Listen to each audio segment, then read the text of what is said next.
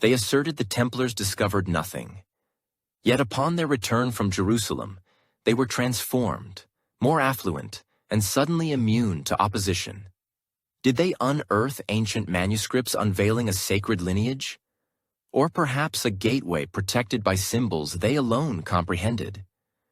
What truth lurked behind the sealed stone door beneath Solomon's temple? And why did the church endeavor to eradicate it? They arrived in Jerusalem devoid of an army, treasure, or grand titles. Nevertheless, within a few years, the Templars had secured access to the city's most hallowed ground, directly above the ruins of Solomon's temple, while others prayed or engaged in combat in the streets. The Templars requested to reside on the Temple Mount itself, beneath what locals referred to as the Dome of the Rock. They maintained it was to safeguard Christian pilgrims journeying to holy sites, but their true work commenced beneath the surface. At night, the ground gently quivered as stones shifted and ropes lowered implements into long sealed chambers. Their initial objective was not warfare, it was excavation. And soon thereafter, rumors began to circulate. Whispers spoke of a subterranean door, not crafted from wood or iron, but from polished stone, engraved with an enigmatic seal and devoid of a key. Why would a group of knights pledged to poverty excavate for years beneath a shrine unless they believed something was concealed there? Some early Arabic accounts mention the Frange, or foreign knights, who toiled silently beneath the mount, eschewing public attention. They were observed carrying maps, inquiring about ancient tunnels, and scrutinizing ancient texts that no other Western soldiers appeared to value. Locals asserted the knights unearthed a collapsed staircase that led to a corridor choked with dust and silence. At the terminus of that path, they discovered what appeared to be a sealed chamber. Its entrance was marked by a seven-sided star and a pattern of lines no one could fully decipher. Could the Templars have uncovered an untouched vault older than the temple ruins themselves? Some surmise they secretly opened it and removed artifacts that were never again seen.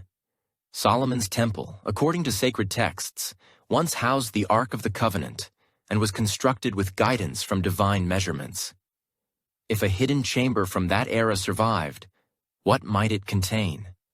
Scrolls, relics, or perhaps something more perilous. Some theoreticians propose the Templars found ancient writings left by priests who fled during the Babylonian siege. These writings may have described not merely rituals, but schematics for how to manipulate light, sound, and sacred space. Did the Templars learn to interpret these codes, or did they transport them westward to have them translated in secrecy? There are no official documents from the Templars' 9 years in Jerusalem. Nothing elucidates what they discovered, whom they encountered, or what was moved. But following their return to Europe, everything changed.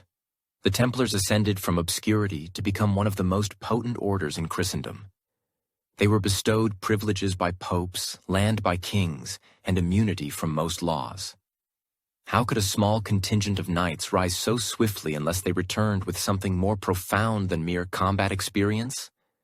Could their newfound power have emanated from a discovery interred for centuries beneath Solomon's temple?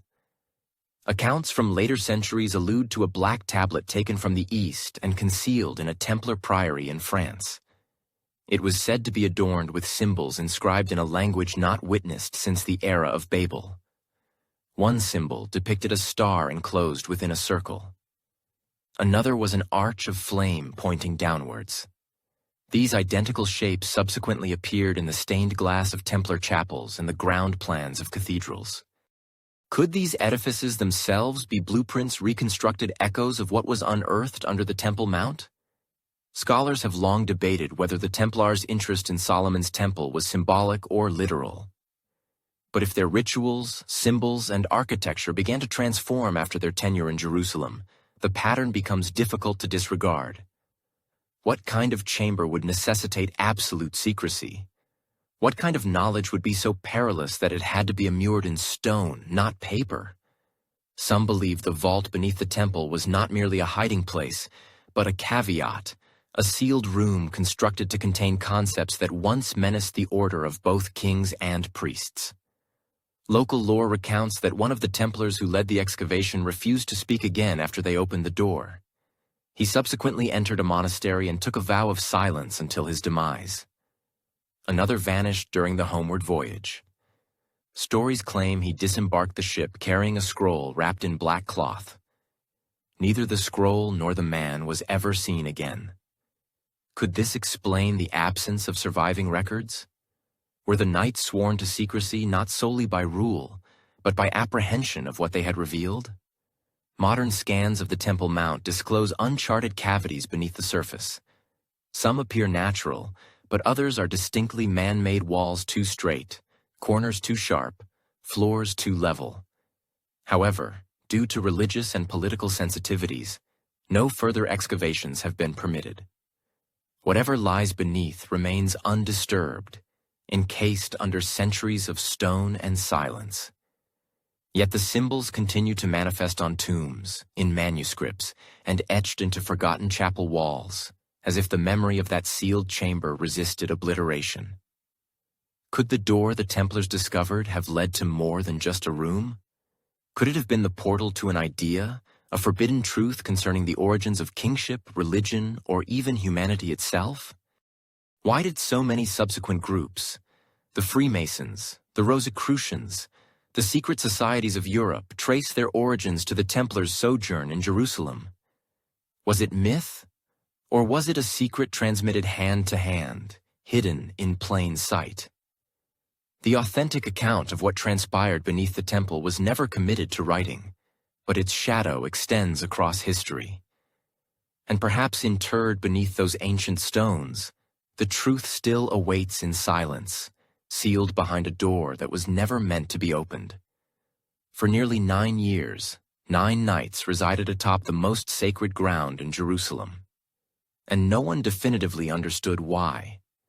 They professed poverty, yet they moved with purpose. They offered no sermons, erected no churches, and recruited no new members. While the remainder of the Crusader world waged wars and demarcated borders, these 9 remained motionless, focused solely on what lay beneath their feet. People observed them descending into the ruins of Solomon's temple with tools, parchments, and peculiar contraptions. At night, the air near their lodgings was filled with the dull thud of metal striking stone and muffled voices speaking in tongues unfamiliar even to the local priests. What could have kept them underground for nearly a decade in silence? What kind of mission necessitates such absolute secrecy that even fellow crusaders were turned away? Some believe these men were not merely exploring, they were safeguarding, and whatever they unearthed may have permanently shaped the Templar order. Official records offer scant information. The early Latin kingdom mentions the knights only cursorily, as if their presence was inconsequential. But that very absence speaks volumes. How could a military order thrive for such an extended period with no visible output, no known victories, and no documented actions? The silence is peculiar, and peculiar silences in history often signify something was interred, literally or metaphorically. The few surviving reports speak of restricted access, sealed quarters, and nocturnal movements beneath the dome of the rock. Local accounts from that era describe the knights lowering objects into narrow shafts and measuring carved stones by candlelight. Could it be that the original Templars were not simply warriors, but seekers of a secret hidden under the very foundation of Jerusalem's past? Legends passed down in nearby villages recount one knight who emerged from the tunnels, pallid and unblinking, refusing to speak for days. Another, they say, was seen rinsing a scroll case in a spring outside the city, then vanishing by dawn. These may be mere tales, but their specifics have endured for centuries. And in the examination of secrets, the narratives that refuse to fade are often worth heeding.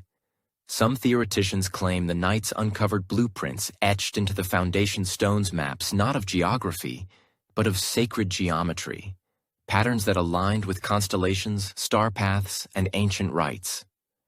Others suggest they found a hidden archive sealed away after the destruction of the first temple, containing texts that challenge the known history of faith and kingship. What would such texts have imparted? Could they have described Solomon's true knowledge, his dominion over spirits, metals, and construction, far exceeding what tradition permits? Or perhaps they revealed a lineage or event the Church could never countenance surfacing. The sudden expansion of the Templars after those years adds greater weight to the enigma. Once they departed Jerusalem, new knights inundated their ranks, lands were donated, and the Church granted blessings that most monastic orders had awaited lifetimes to earn. Yet none of the founding 9 ever publicly elucidated what had transformed.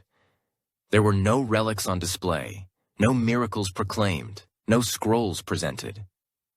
Their silence remained absolute. One theory proposes they had taken an oath to guard something, not only physically, but ideologically, that they had seen or read something that demanded absolute control, lest it shatter the very faith they were sworn to defend. Could that be why their rule included unusual clauses regarding secrecy, silence, and the safeguarding of light? And were these phrases spiritual poetry, or veiled allusions to something they could not name? Later writings hint at an internal division among the 9. One document discovered in a priory outside Toulouse refers to a brother who fled eastward, burdened with knowledge not intended to be held. His name is lost, but the account states he was tasked with removing a scroll sealed in bronze and transporting it far from both church and king. Was he striving to safeguard something that others feared? Alternatively, was he an integral part of a more profound scheme to transfer this knowledge into concealed hands? A number of researchers have observed that early Gothic cathedrals throughout Europe exhibit peculiar resemblances in their architectural plans and ornamentation, symbols etched beneath altars, labyrinths integrated into their flooring, and numerical sequences linked to Solomon's temple. Is it plausible that the initial 9 encoded their discoveries into stone, disseminating them across Europe not as verbal accounts, but as forms capable of enduring beyond perishable paper and fleeting memory? One intriguing detail is that not all 9 founders are accounted for. By the time the order expanded, only 7 were documented in public rolls. One is purportedly to have perished in Jerusalem, yet no burial site has been confirmed. The 9th completely vanishes from all known records. Some speculate he was a guardian left behind, chosen to remain near the site and safeguard what could not be transported. Others propose he succumbed to illness or was silenced. Could this absent brother have possessed the final piece of a puzzle, never intended for completion? Today, academics continue to dispute whether the founding Templars unearthed anything at all. However, the pattern is undeniable. 9 years of silence followed by sudden and inexplicable influence. The transition is too stark to disregard. Did they unearth an artifact, a manuscript, a memory preserved in stone? Or did they uncover a truth so ancient and perilous that they concluded the world could never be informed? Sometimes the greatest power resides not in utterance, but in knowing precisely what must never be expressed. Long before contemporary tools and political restrictions prevented excavation, the Temple Mount was rumored to rest atop a buried structure far more intricate than any surface temple.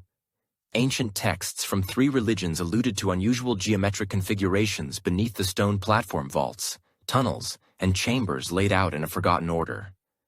But it wasn't until the Templars arrived in Jerusalem that someone attempted to decipher these whispers. They did not excavate indiscriminately. Their instruments descended with deliberate intent, as if tracing an invisible design that only a select few understood how to interpret. Could there have been a set of blueprints, hidden, dispersed, or encoded within Scripture, that guided the Templars to specific locations beneath the Temple Mount? Jewish texts like the Mishnah mention subterranean structures utilized by temple priests for unseen movement rooms for rituals sealed by colossal stone slabs and corridors aligned to sacred measurements. In Islam, early accounts of the Haram al-Sharif included references to buried stone pathways, known to the prophets but concealed from the populace. One source depicted a descending staircase that curved like a spiral, reputedly leading to a gate that had remained unopened since the era of Solomon. Why were these specifics preserved across centuries? Were they spiritual metaphors or actual architectural clues? By the time the Crusaders arrived, many of these narratives had evolved into legend. Yet among scholars, mystics, and architects of the region, fragments of the original design still circulated. Old Hebrew scrolls detailed cubit-based measurements for rooms never observed, while Arab historians described sudden shifts in sound beneath the rock, suggesting hidden cavities.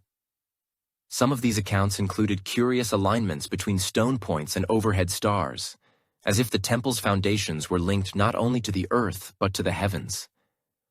Could the temple have been more than just a sacred site? Was it a coded mechanism designed to mirror divine structure? If so, the Templars may have excavated a plan more valuable than any relic. British surveys in the 19th century, particularly Warren's shaft and subsequent SMM documentation, confirmed the presence of unnatural chambers and carved conduits far beneath the surface. Some of these were charted but never fully explored. Their patterns revealed precision, symmetry, and mathematical intention. Even more remarkably, these layouts correspond to what early Masonic blueprints later termed the double temple, a sacred mirrored structure, half above ground and half below, with each section holding equal spiritual significance. Masonic tradition, which claims lineage from Templar knowledge, regards this concept not as allegory but as an architectural reality. Could the Templars have been the pioneers to rediscover this two-level temple model? Several diagrams from unearthed Templar manuscripts reiterate identical shapes: a square within a circle, two pillars flanking a compass arc, and spirals carved into stone margins. These are not merely religious symbols. They resemble engineering glyphs, blueprints for buildings, vaults, or energy conduits. Scholars who have analyzed them believe they represent more than just design. They may be encrypted instructions. If deciphered, they could unveil how to replicate the temple's harmonic structure anywhere globally. Is this why Gothic cathedrals began to reflect geometric principles seen nowhere else in Europe before the Templars' return? There are additional clues. The Book of Kings mentions ancillary chambers constructed for storage and study rooms, likely hewn directly into bedrock. Some posit that these chambers were built according to a divine ratio, enabling them to channel sound and resonance. Why would the ancients concern themselves with resonance? Modern physics demonstrates that certain architectural forms can naturally amplify frequencies. Could the temple's original builders have possessed this knowledge? And if so, did they embed it within the very stones beneath the mount? The notion that Solomon's temple was conceived as a resonance chamber capable of influencing human consciousness or spirit has gained traction among fringe researchers. If the Templars stumbled upon a blueprint illustrating these functions, it would elucidate their intense secrecy. Islamic tradition also points to something potent beneath. Stories recount the Well of Souls, a cavity said to echo with the voices of ancient prophets. Some interpret this as metaphor. Others believe it refers to an actual location beneath the foundation stone where sound behaves anomalously. A Templar journal fragment from the early 1200s cryptically refers to a deep place where the voice bends and memory stirs. This could be poetic license or an attempt to describe acoustic phenomena that the Knights could not otherwise explain. Were they exploring chambers that resonated with sound in ways that felt mystical? Could that have inspired their subsequent ritual silence? Furthermore, early Templar churches in Europe display architectural features not seen before their time in Jerusalem. Floor labyrinths, 12-pointed rose windows, and underground crypts aligned with specific sunrise angles. These characteristics mirror concepts found in old temple blueprints described in rabbinic commentaries and Middle Eastern manuscripts. Is it conceivable that the Templars encoded the temple's design in European cathedrals to preserve what they had discovered without ever documenting it in writing? None of this was officially acknowledged by the Church, but the absence of denial might speak more profoundly than words. Had the Templars brought back relics, they would have been publicly displayed. Instead, they returned with silence and a novel form of architecture. That silence may have protected something more potent than any physical object. Could the true treasure have been a sacred map, not of cities or gold, but of proportions, alignments, and energetic harmonies designed to draw humanity closer to something higher? Ultimately, we are left with echoes. Blueprints whispered across scrolls, carved into chapel walls, and buried beneath centuries of conflict. The surface of the Temple Mount recounts one story, but deep below, beneath stone and time, another narrative awaits. A story the Templars may have read, memorized, and transported west. Brick by brick, arch by arch, concealed in plain sight. The gravest menace to any kingdom is not a sword, it is a scroll. When the Templars descended into the stone veins beneath the Temple Mount, they were not merely seeking lost relics. They were pursuing something more ancient.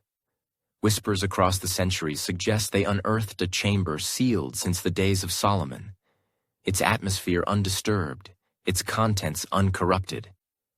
However, what they discovered inside was not treasure in the conventional sense. Some assert that the chamber contained scrolls, dozens of them, enveloped in brittle leather and arranged with the meticulous care of a sacred archive. These were not scriptures known to the church or copies of existing laws. They were older, possibly inscribed before the Bible was even conceived. Could it be that the Knights had uncovered writings left behind by Solomon's clandestine scribes? Or perhaps a priesthood that predated even him?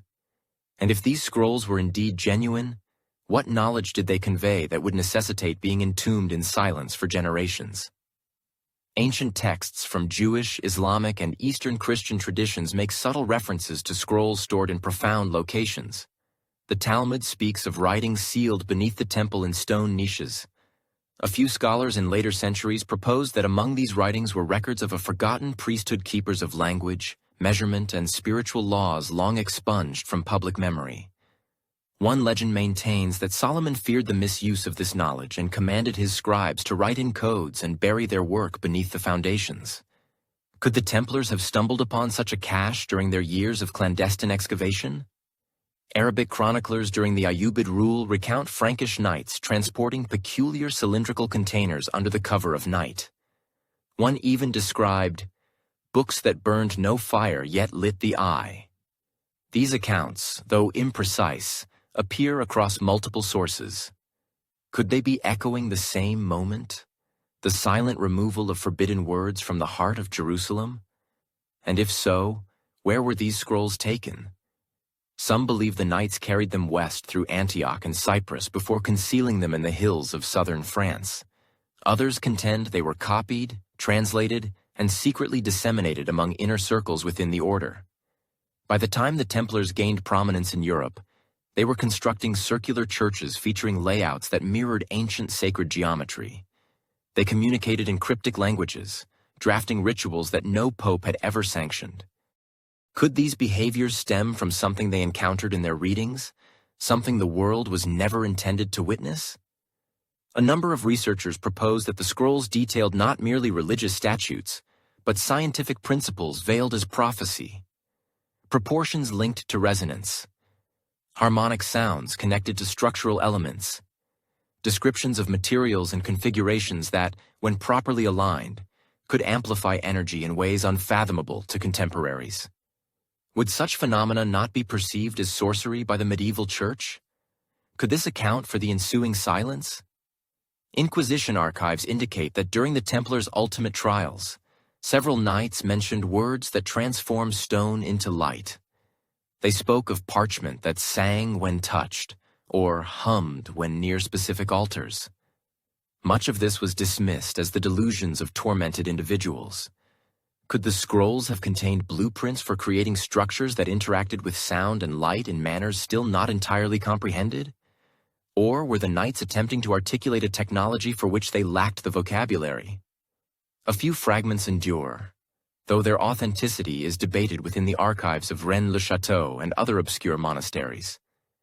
These include geometric diagrams devoid of labels, blocks of text written in a hybrid of Aramaic, and an older script, possibly Proto-Sumerian or a lost dialect. Scholars dispute their genuineness, yet their existence aligns with prevailing rumors. Theories have emerged suggesting that the scrolls documented a pre-Diluvian lineage of kings and instructors, names absent from the Old Testament. One hypothesis posits a westward migration of knowledge, predating Egypt or Babylon, guided by individuals who considered themselves custodians of divine architecture. If accurate, this would necessitate a complete reevaluation of history. Others contend that the scrolls were not historical accounts, but cosmological descriptions of the heavens, of alignments, of cycles that recurred over millennia. Could they have contained warnings? Some researchers highlight the Templars' peculiar fascination with comets and eclipses, evident in Templar-linked artwork across France and England. Why were these warriors engaged in celestial mapping? Were the scrolls providing them with a calendar not based on seasons, but on cataclysmic resets? Naturally, there is no tangible proof today. No museum houses these scrolls. No church has exhibited them. But then again, perhaps that is precisely the point. Perhaps they were never meant for public display, only for preservation. True guardians would not conceal them in vaults. They would embed their messages within stone churches, floor labyrinths, stained glass, and whispered rituals. In this way, even if the scrolls vanished, the knowledge would persist. And yet, the question lingers. What became of the original scrolls? Were they incinerated by a fearful king, or reinterred beneath an unsuspecting chapel? Or do they still exist, sequestered in a chamber far from Jerusalem, awaiting a moment when the world is prepared to comprehend their message? If they ever surface, how would faiths react? Would the scrolls validate existing beliefs or dismantle them? Sometimes, power resides not in what is declared, but in what is kept hidden. And if the Templars genuinely discovered a chamber of scrolls beneath the Temple Mount, then they may have been safeguarding not a mere secret, but the very blueprint of truth. They were not solely protecting relics. They may have been guarding a royal secret. Among the most incendiary theories connected to the Templars is the belief that deep beneath the Temple Mount, they unearthed records containing not treasure or forgotten rituals, but blood. Hidden scrolls, some assert, contained genealogies that traced a direct lineage through King David, past Solomon, and to a name too perilous to utter in medieval Europe. Jesus, not as a divine myth, but as part of a genuinely preserved bloodline. If true, this would not only shatter the Church's narrative, but challenge every throne claiming divine right. Could this have been the profound secret the Templars died to protect? And if so, where did this bloodline go after the Order's destruction? The concept of a living lineage descending from sacred kings is not novel. However, the possibility that the Templars possessed physical evidence parchments, names, family trees meticulously copied from ancient records, lends unprecedented weight to this theory. Certain medieval texts hint at a legacy sealed in veins found within a concealed chamber beneath Solomon's temple.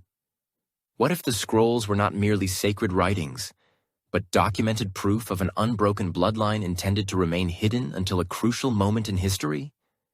The Templars, after all, returned from Jerusalem with more than just narratives.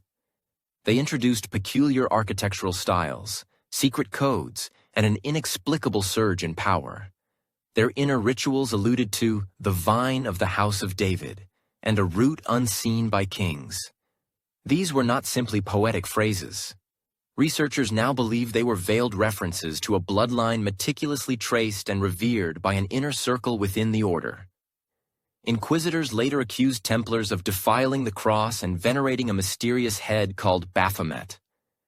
Could these rituals have symbolized not heresy, but a rejection of a spurious narrative?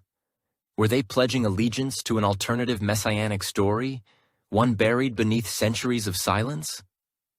In France, the Templars forged close ties with noble families descended from the Merovingian line, itself rumored in some circles to trace back to Jesus and Mary Magdalene. These connections were not superficial. Some Templar commanderies were erected on Merovingian land. Others housed chapels adorned with 12-pointed stars, vines, and cryptic inscriptions.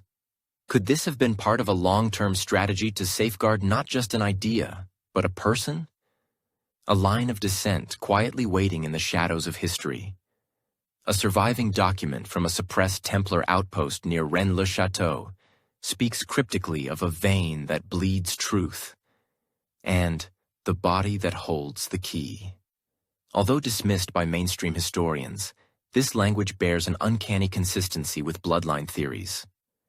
Some believe the scrolls contained not only names but also instructions for tracking the bloodline through time symbols, rituals, geometry, even birthmarks or coded blessings passed down through families. Were these individuals guardians of a hidden heir, or servants of a legacy never meant to be ruled from a throne? One theory even proposes that the Templars intended to replace corrupt European monarchs with members of this sacred line. That their expansion across Europe was not primarily about banking or crusading support, but about constructing an underground network capable of sustaining a hidden dynasty. Could this be why the Pope and the King of France acted so aggressively to dismantle them? Were they not merely suppressing heresy, but silencing a rival claim to divine authority? Even the architecture the Templars left behind offers clues. In the Church of Lion, carvings depict a child seated among stars, a vine encircling his feet, protected by twin knights. No official record explains the symbolism. In Portugal, a Templar tomb bears the inscription, "He who bears the light, born of stone and seed." Was this code? Could it describe a child born of a bloodline preserved in secret? A seed planted beneath temple stone and later reborn in Europe during the trials of the early 14th century. Several knights, under torture, mentioned the one who lives. One even confessed, "He walks among us. He carries the sign." The Inquisition interpreted these as blasphemy. But what if they were not? What if those were carefully guarded statements about a living descendant known to a select few within the highest ranks? Was there a living heir, shielded from public view, awaiting the opportune moment to emerge?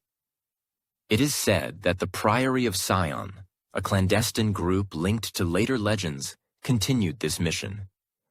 While much about them remains shrouded in mystery, their symbols align with Templar markings: twin towers, vines, and stars. They claim to guard a sangreal royal blood. Over time, this was mistranslated as Holy Grail. But what if the Grail was never a cup but a person? There is no public proof today. No name, no DNA, no scroll displayed in a museum. But that might be the precise point. The most profound secret leaves no trace. It leaves silence. If a sacred bloodline exists, it may be cloaked in anonymity, protected by centuries of ritual, never stepping forward unless the world itself undergoes a significant transformation. Could this be the hidden inheritance that reshaped the Templars' mission? Not conquest, but preservation. Not riches, but lineage. And if such a line still walks the earth, what power would it wield? Would it be hunted, crowned, forgotten? Sometimes the sharpest truth resides in the softest places, not in steel or scripture, but in blood. They rode back into France, not as humble knights, but as transformed men, silent, powerful, and untouchable. These were no longer the impoverished pilgrims who had departed years earlier with nothing but vows and rusted swords. These men returned with influence, wealth, and a peculiar immunity. Nobles opened their gates. Popes granted privileges. Kings observed closely but dared not intervene. How did the Templars ascend so rapidly, so significantly?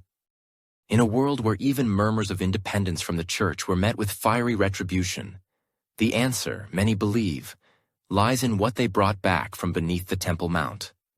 It was not merely gold or relics. It was something that could not be weighed or taxed. Leverage, knowledge, perhaps even a threat disguised as devotion. Could this be why the Templars operated like men concealing a secret that no one else could challenge? Something that granted them access to corridors of power no other order had ever navigated. The transformation began subtly. Within a few short years of their return from Jerusalem, the order received sweeping papal endorsements. They were permitted to travel freely across borders, collect tithes, construct their own chapels, and answer to no bishop. But why would the Vatican, renowned for its stringent control over power, grant such extensive freedoms? Some academics propose a straightforward explanation. They were left with no alternative. The Templars had unearthed something in Jerusalem that demanded attention. Whether it was proof of an alternative Christian lineage, ancient pre-biblical scrolls, or esoteric knowledge that threatened established theology, the Church might have been compelled to collaborate rather than confront. Was this a form of protection or containment? Their wealth multiplied with suspicious rapidity. Land donations poured in, and their estates spread across France, England, Spain, and beyond. Pilgrims entrusted them with their savings, and merchants utilized them as banks. Kings borrowed from them, subsequently fearing them. But what actions did the Templars take to merit such swift trust? They did not preach, publish, or explain. Instead, they erected fortresses, commanderies, and preceptories that sprang up in geometrically precise patterns. Some suggest that the very layout held significance, forming a sacred grid that echoed patterns the Templars had discovered beneath the Temple Mount. Could their landholdings be more than merely strategic? Were they charting something, or recreating something? The commandery of Louvre-Tourade in southern France serves as an unusual illustration. Constructed in a remote region with minimal threats, it features layers of subterranean vaults, concealed wells, and uncommon symbols carved into its stonework. Nearby records from the Abbey of St. Gilles mention visitors from the east and nocturnal processions involving sealed bundles. What were the knights transporting under the cloak of darkness? Was France the new sanctuary for sacred texts or relics too perilous to remain in the Holy Land? The Templars also began to form alliances with local lords who held unconventional beliefs. Nobles linked to Catharism, Gnostic sects, and suppressed Christian traditions.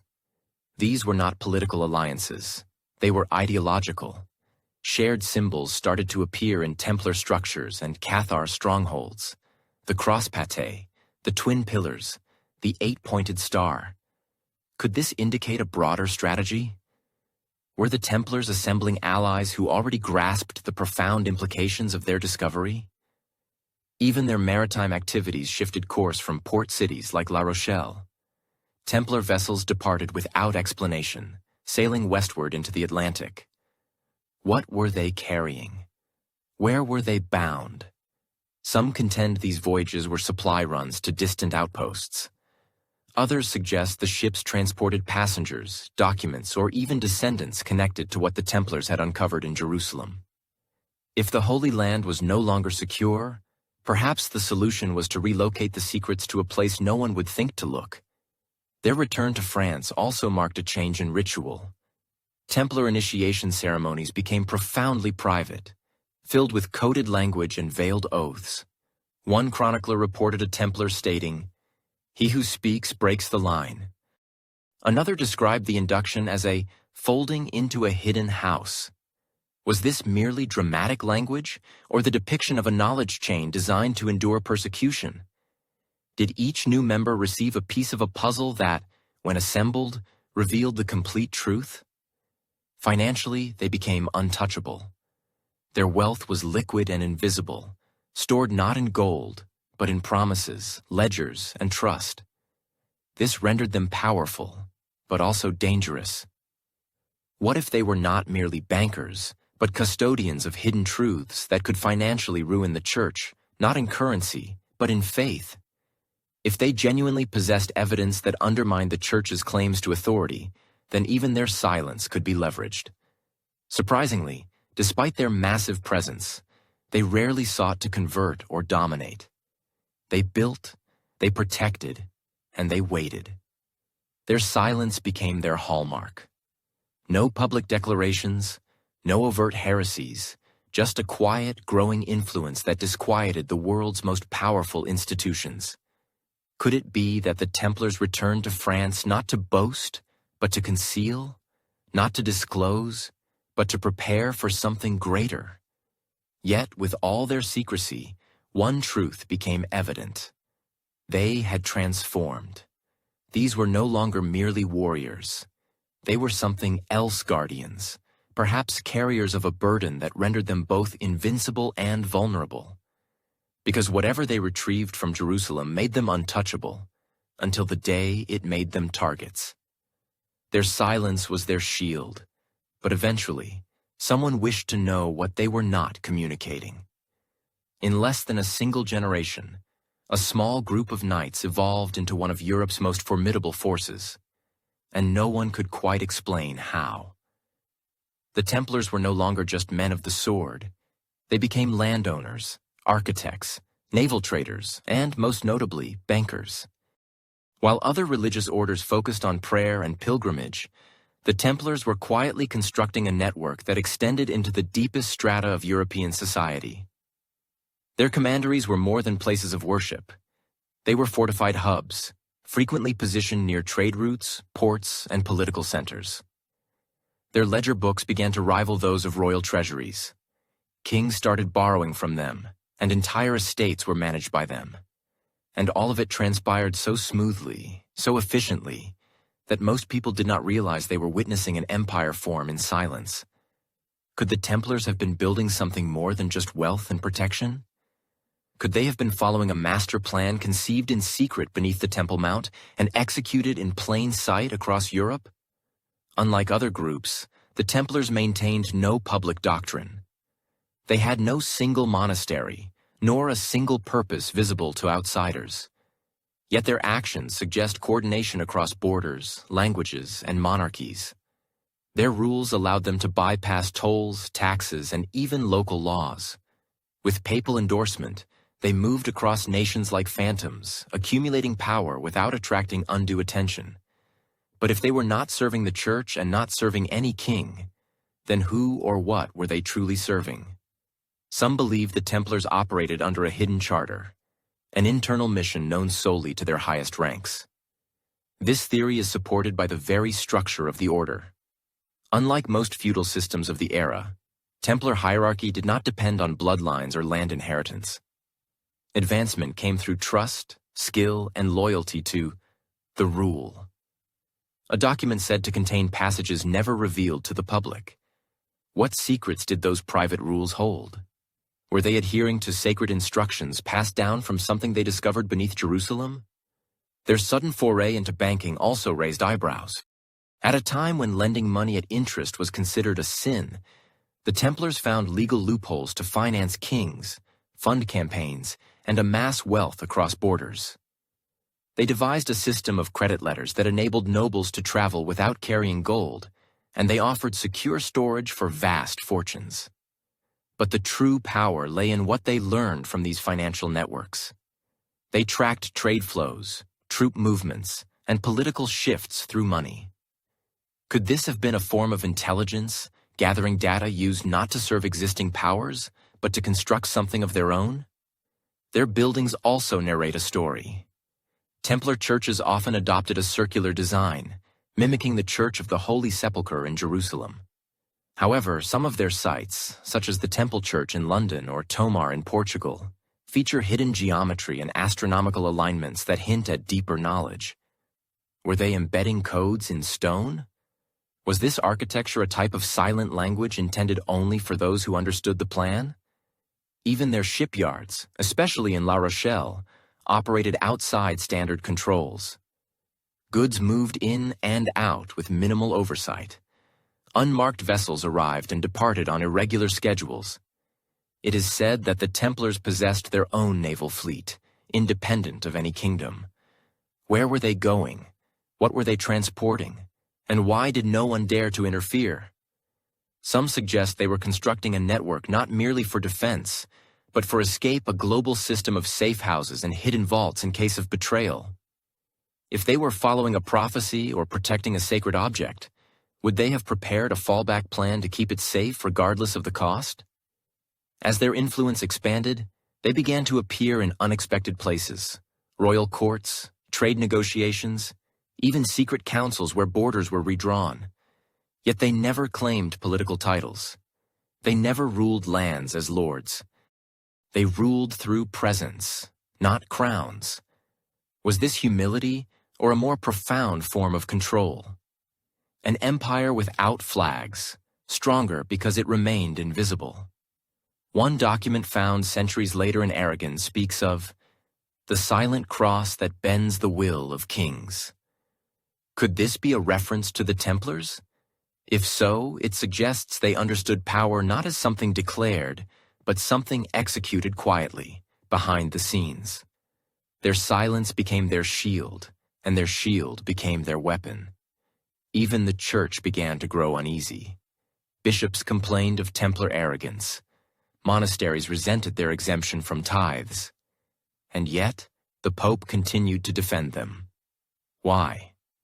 What did the Templars possess that made even Rome hesitate? Some believe they held documents or relics so perilous to the official narrative that they purchased their protection with silence. Others contend the Templars were always two groups, one public and one secret. The public wore armor and rode to war. The secret group remained in the shadows, guiding the true mission. Could this explain the inconsistencies in their behavior across different regions? Was there a dual command, one visible and one concealed?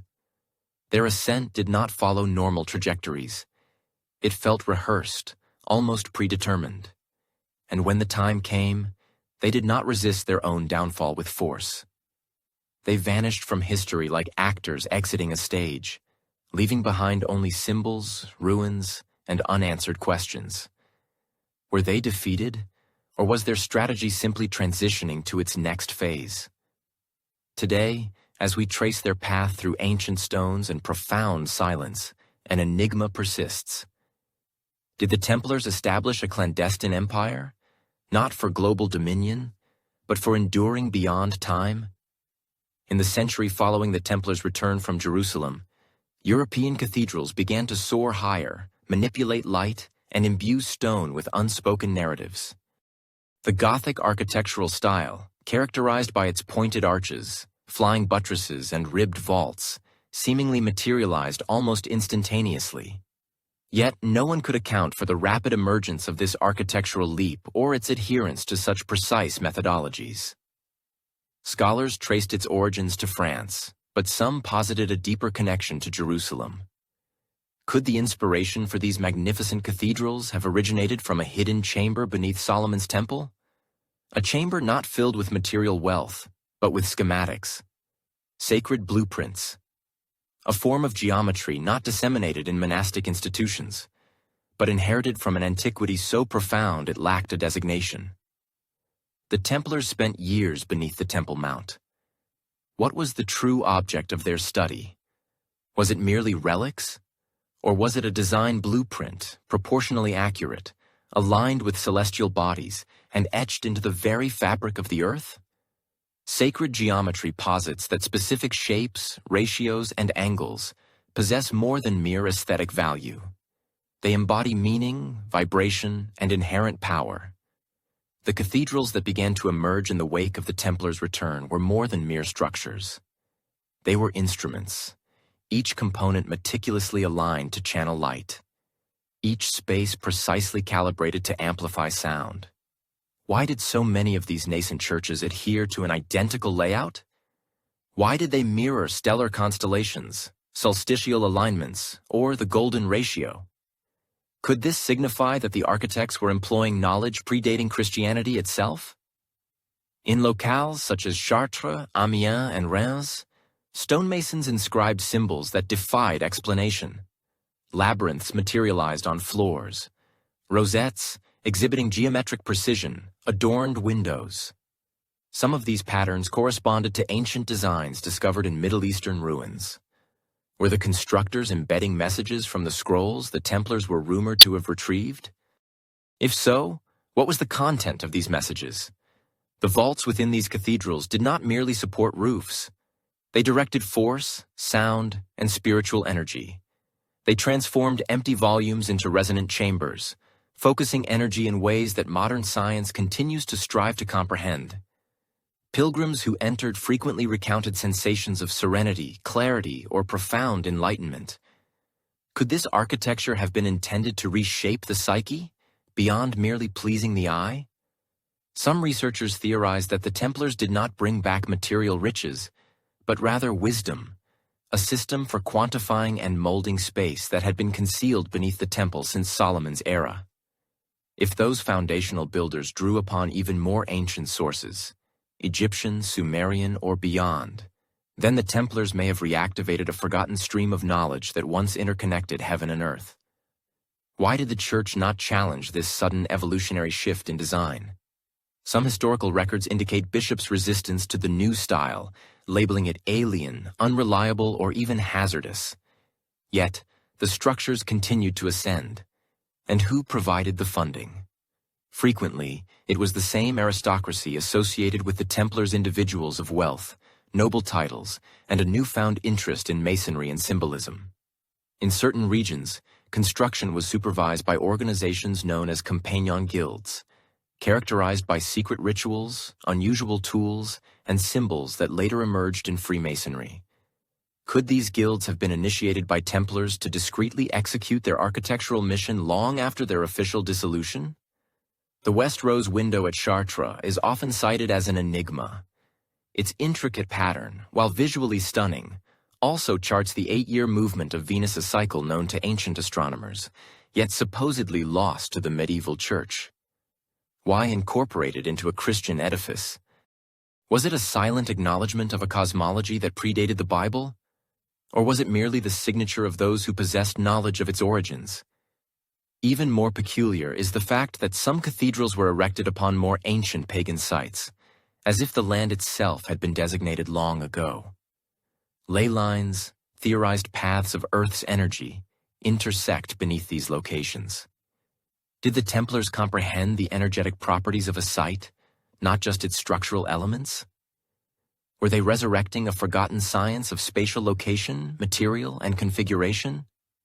Another hypothesis suggests that the vaults and arches served not merely to support walls, but to echo celestial patterns.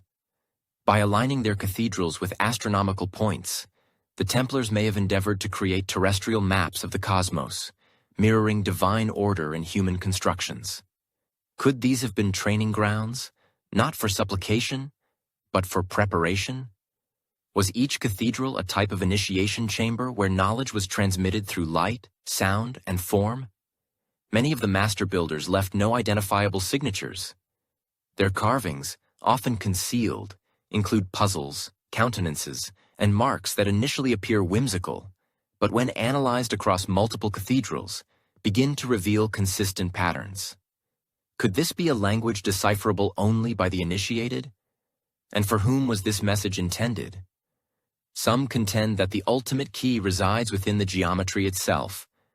The vesica piscis, the flower of life, the golden spiral all reappear repeatedly, openly yet subtly embedded. These shapes were not arbitrary. They were intentionally selected, transmitted, and protected. The Templars may have perceived themselves not merely as custodians of relics, but as guardians of form, entrusted with subtly reshaping the world without ever articulating their motives. Their structures outlasted their order. Their symbols outlived their silence. And through every pointed arch and vaulted ceiling, a single idea persists. That someone, long ago, left behind instructions, and someone else, centuries later, chose to embed them in stone, long after their swords were sheathed and their banners furled. The Templars continued to communicate, not through spoken words. They articulated through symbols, circles etched into stone, keys incised beside altars, stars positioned high on ceilings where only the discerning would observe. To the uninitiated, these were mere embellishments. But for those who understood what lay beneath Jerusalem, these markings might have constituted a language, a discrete script, employed to share diagrams, rituals, and truths, too perilous to utter aloud. As the order expanded in influence, so too did the prevalence of these symbols across Europe. Some were branded into wood, others were carved into cathedrals. A few were concealed beneath floor tiles or drawn on the final page of a ledger, perpetually minute, always meticulously placed. Why did the Templars begin utilizing these peculiar images? And why did they maintain their consistency across diverse nations and continents? Could they have been components of a broader code, comprehensible only to their highest-ranking members? Among the most ubiquitous was the 8-pointed star, sometimes within a compass rose, sometimes isolated. This emblem appears not only at Templar sites, but also in ancient Mesopotamian and Egyptian ruins. What potential connection exists between the Star of Ishtar and the designs found near Templar strongholds in Portugal or France? Could this suggest that the Templars viewed themselves not as originators of meaning, but as rediscoverers of a language left behind by older, vanished civilizations? Another recurring mark was the key. Not a medieval key for mechanical locks, but a symbolic one, often stylized, occasionally bisected, sometimes pointing downward into the earth. Was this a reminder of the sealed chamber beneath the Temple Mount? A sign that what they discovered was not meant to be accessed by force, but through comprehension. In some carvings, the key is paired with a chalice. In others, it rests above a serpent. Could these combinations reflect varying levels of knowledge, each new pairing potentially unlocking a new stratum of meaning? If so, who established the grammar of this secret language? Certain circles, termed Templar wheels by researchers, appear repeatedly, often segmented into 6 or 8 spokes. These wheels are found on gravestones, gatehouses, and tower walls. Some hypothesize they represent cycles of time, while others believe they served as celestial guides for navigation or ritual timing. However, some of these circles also correspond to the designs of ancient star charts. Could the Templars have embedded maps within these deceptively simple forms? Maps that indicated not terrestrial routes, but alignments between earth and sky? If so, what were they seeking? Or, more significantly, what were they attempting to reconnect with? Across their commanderies, the symbols adhered to a pattern.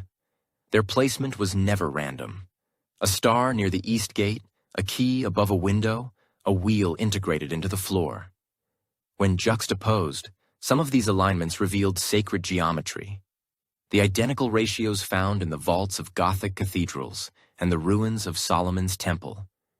Could the symbols have functioned as anchors, embedding this ancient geometry into the new world the Templars were subtly constructing? It was not merely symbols carved into stone. Some materialized in manuscripts, concealed within margins, disguised as flourishes or decorative elements.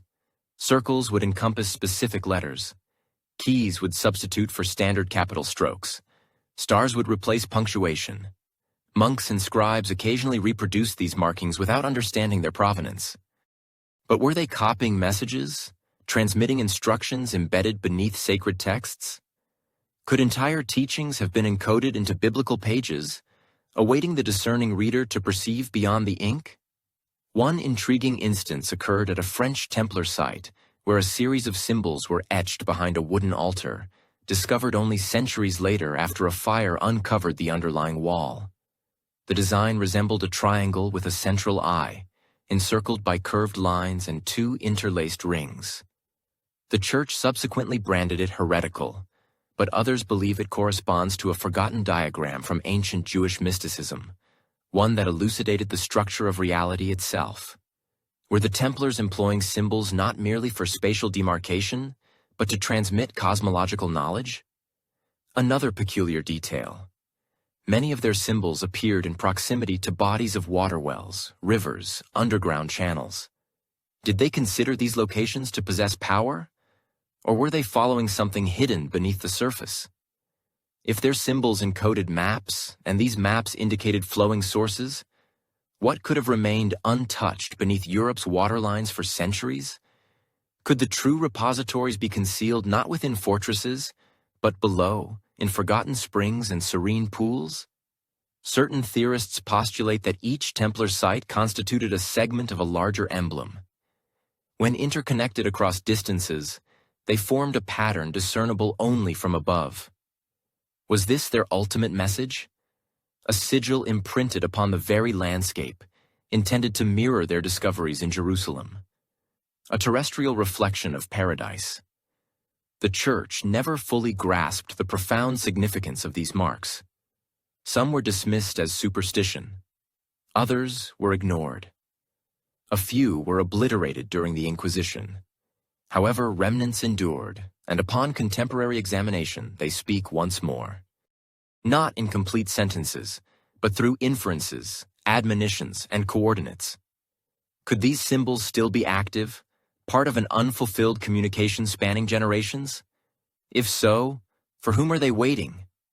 Someone to complete the narrative, or someone to finally comprehend the message conveyed? Ultimately, the symbols might not have been mere signs. They could have been a language of custodianship, employed to safeguard an idea of such magnitude that it could only be preserved through silence and stone. The image of the Holy Grail has, for many, transformed into a golden chalice, luminous on altars or sequestered in stone grottos. Yet the oldest accounts diverge. They allude to a grail not crafted from metal, but from meaning. A receptacle, certainly, but one that contained something far more potent than wine or blood. It held truth for the Templars who spent years beneath the ruins of Solomon's temple. The Grail might have been neither an object nor a relic, but a legacy tethered not to an item, but to a populace, a bloodline, a truth so perilous that it necessitated enshrouding in layers of myth to persist. The earliest legends of the Grail, particularly those penned during the Templar era, hint at something dynamic, something transmitted from person to person, protected by a select few. In some iterations, the Grail is depicted as a celestial stone. In others, a luminous tome or even a lineage extending back to ancient monarchs or prophets. One of the most contentious theories suggests that the Templars' discovery in Jerusalem was evidence of a royal bloodline, potentially stemming from the House of David and perhaps even from Jesus himself. If accurate, this would have challenged not only the Church's power, but its entire doctrine of divine authority. Could this explain why Grail narratives began to surface precisely as the Templars ascended in influence? Were the sagas of knights on a sacred quest actually encrypted histories designed to preserve prescribed knowledge? And if the Templars were the true guardians of this knowledge, from whom were they shielding it? The Church or time itself? In medieval France, early Grail stories emerged not from monastic orders or prelates, but from poets, some of whom were associated with Templar circles. Chrétien de Troyes, the author who first gave the Grail its Western literary form, resided near Templar territories and received patronage from nobles sympathetic to the order. Could his tale of a mysterious object bestowing healing and wisdom have been inspired by something he heard whispered in stone chambers? Something too sacred to name directly?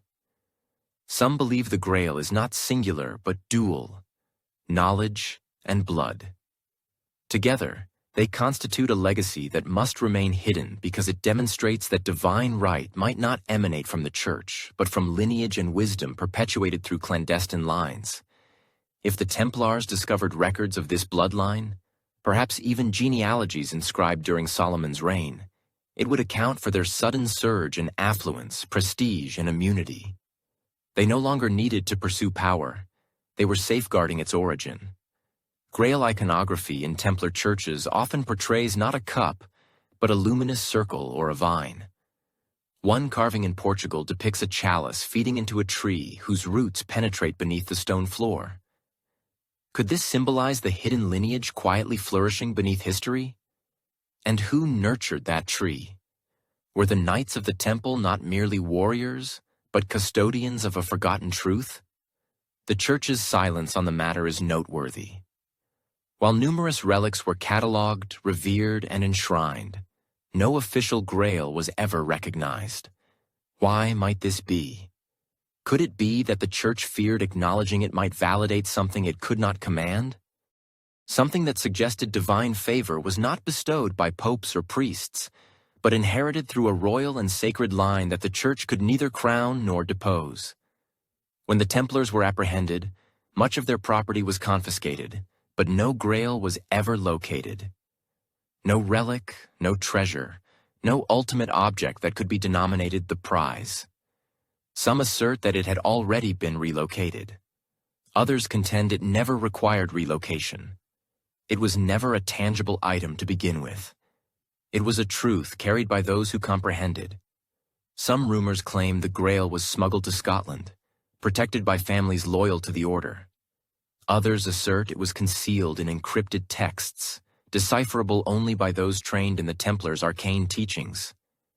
Still others believe the Grail persists not in vaults, but in veins, that its legacy continues through descendants who live unobtrusively, oblivious or protected, their names lost to history. Could this explain why so many subsequent secret societies, such as the Freemasons and Rosicrucians, exhibit reverence for both blood and symbol? Are they echoes of the Templars' mission? Fragments of a hidden thread intended to preserve what the Knights could no longer overtly guard. The concept of a living Grail inverts the entire myth. It is not a quest for discovery, but a duty of preservation. The Templars may have sworn vows not to retrieve something lost, but to retain something found, and they may have sacrificed their lives for that pledge, but not their silence. The symbols they bequeathed, the designs in their edifices, the narratives they inspired, all allude to a more profound truth, one yet unspoken, but perpetually sensed. Could it be that the true Grail was never meant to be possessed, but remembered?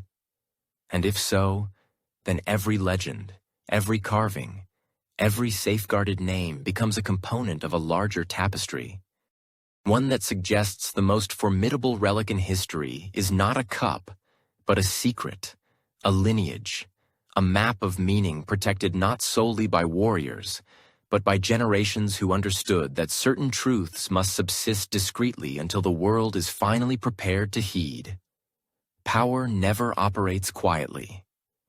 And by the 13th century, the Church had begun to perceive something disconcerting.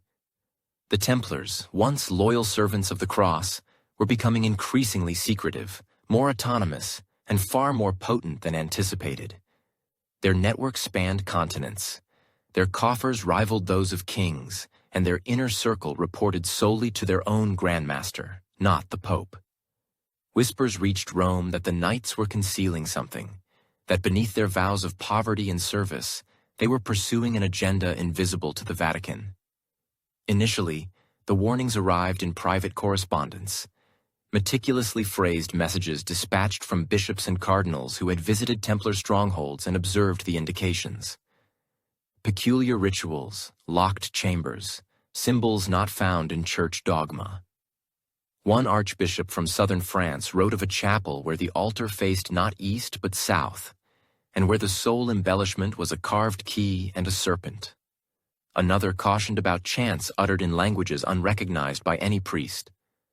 Were these isolated peculiarities or indicators of a deeper schism emerging between the Church's authority and the Order's true allegiance? As the Templars expanded into banking, diplomacy, and construction, their influence permeated every stratum of European society. They were no longer merely soldiers.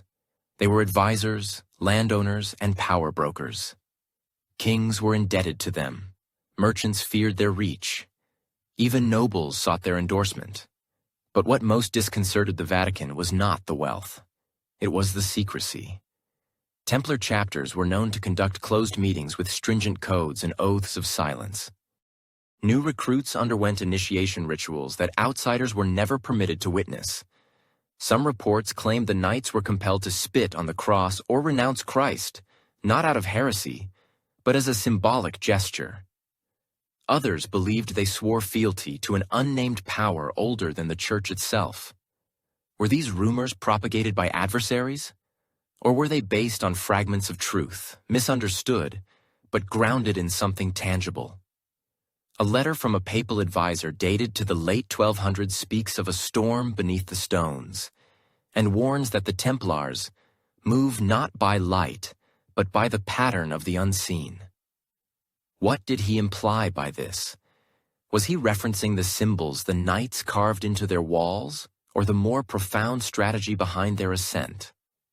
Another document from the Vatican archives mentions books sealed in cipher discovered in a confiscated Templar hall containing diagrams and foreign script. The report concludes by recommending greater oversight of the Brethren in White, yet no oversight materialized. Why did the Church fear open confrontation? Or were there factions within the Vatican itself who sympathized with the Templars' clandestine cause? As tensions escalated, Pope Boniface VIII issued quiet directives to monitor Templar activity more closely, particularly in France and the Iberian Peninsula. But even then, the order remained inviolable. Their popularity among common people and their military significance in the Crusades provided them with a shield no decree could breach. And so, the warnings persisted, but action stagnated. Some believed that certain church leaders desired to assimilate the Templars' knowledge rather than annihilate it.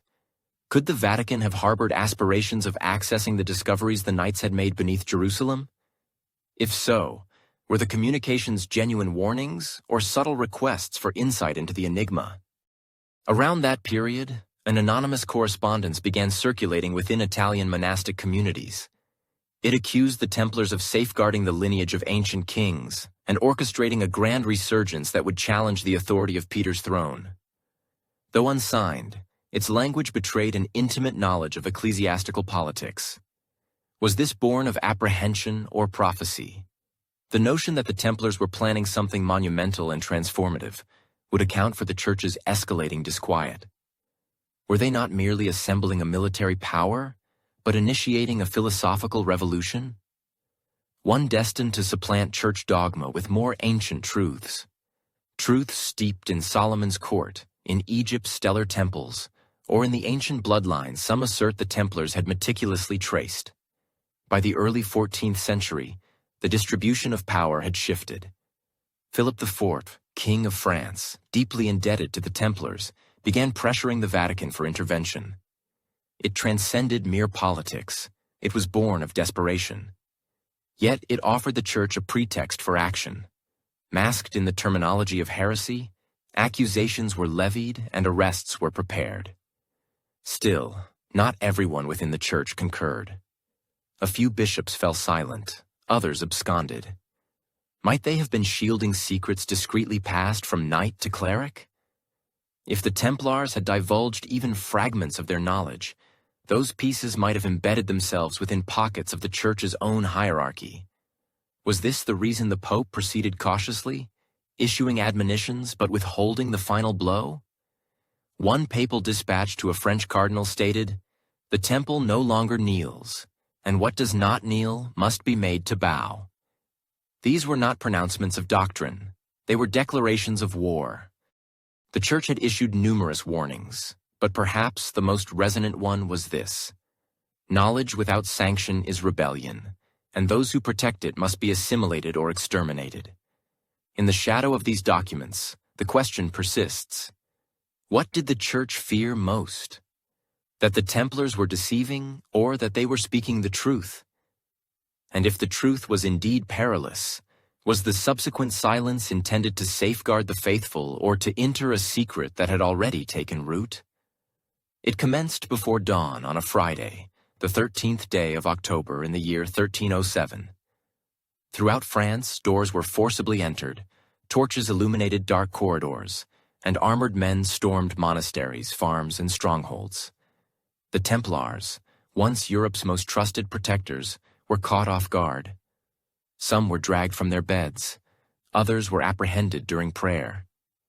Hundreds of knights were arrested that morning under the directives of King Philip IV and with the imprimatur of Pope Clement V.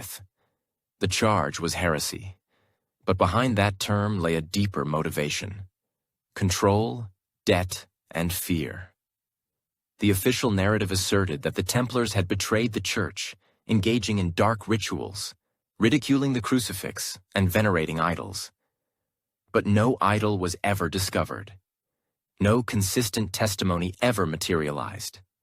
Torture chambers echoed with contradictory accounts. And still, the Templars' greatest secrets remained concealed. What were the Church and the Crown truly seeking? Was this assault an act of moral rectification, or a desperate pursuit of whatever the Templars had brought back from Jerusalem decades prior? Philip owed the Templars a fortune. His treasury was nearly depleted, while the knights remained affluent, organized, and respected. By attacking them, he eliminated a political threat and seized their assets. Behind closed doors, there were murmurs of vaults the king never located, scrolls that vanished, and names that remained unwritten. Despite the brutal interrogations, many knights remained steadfast.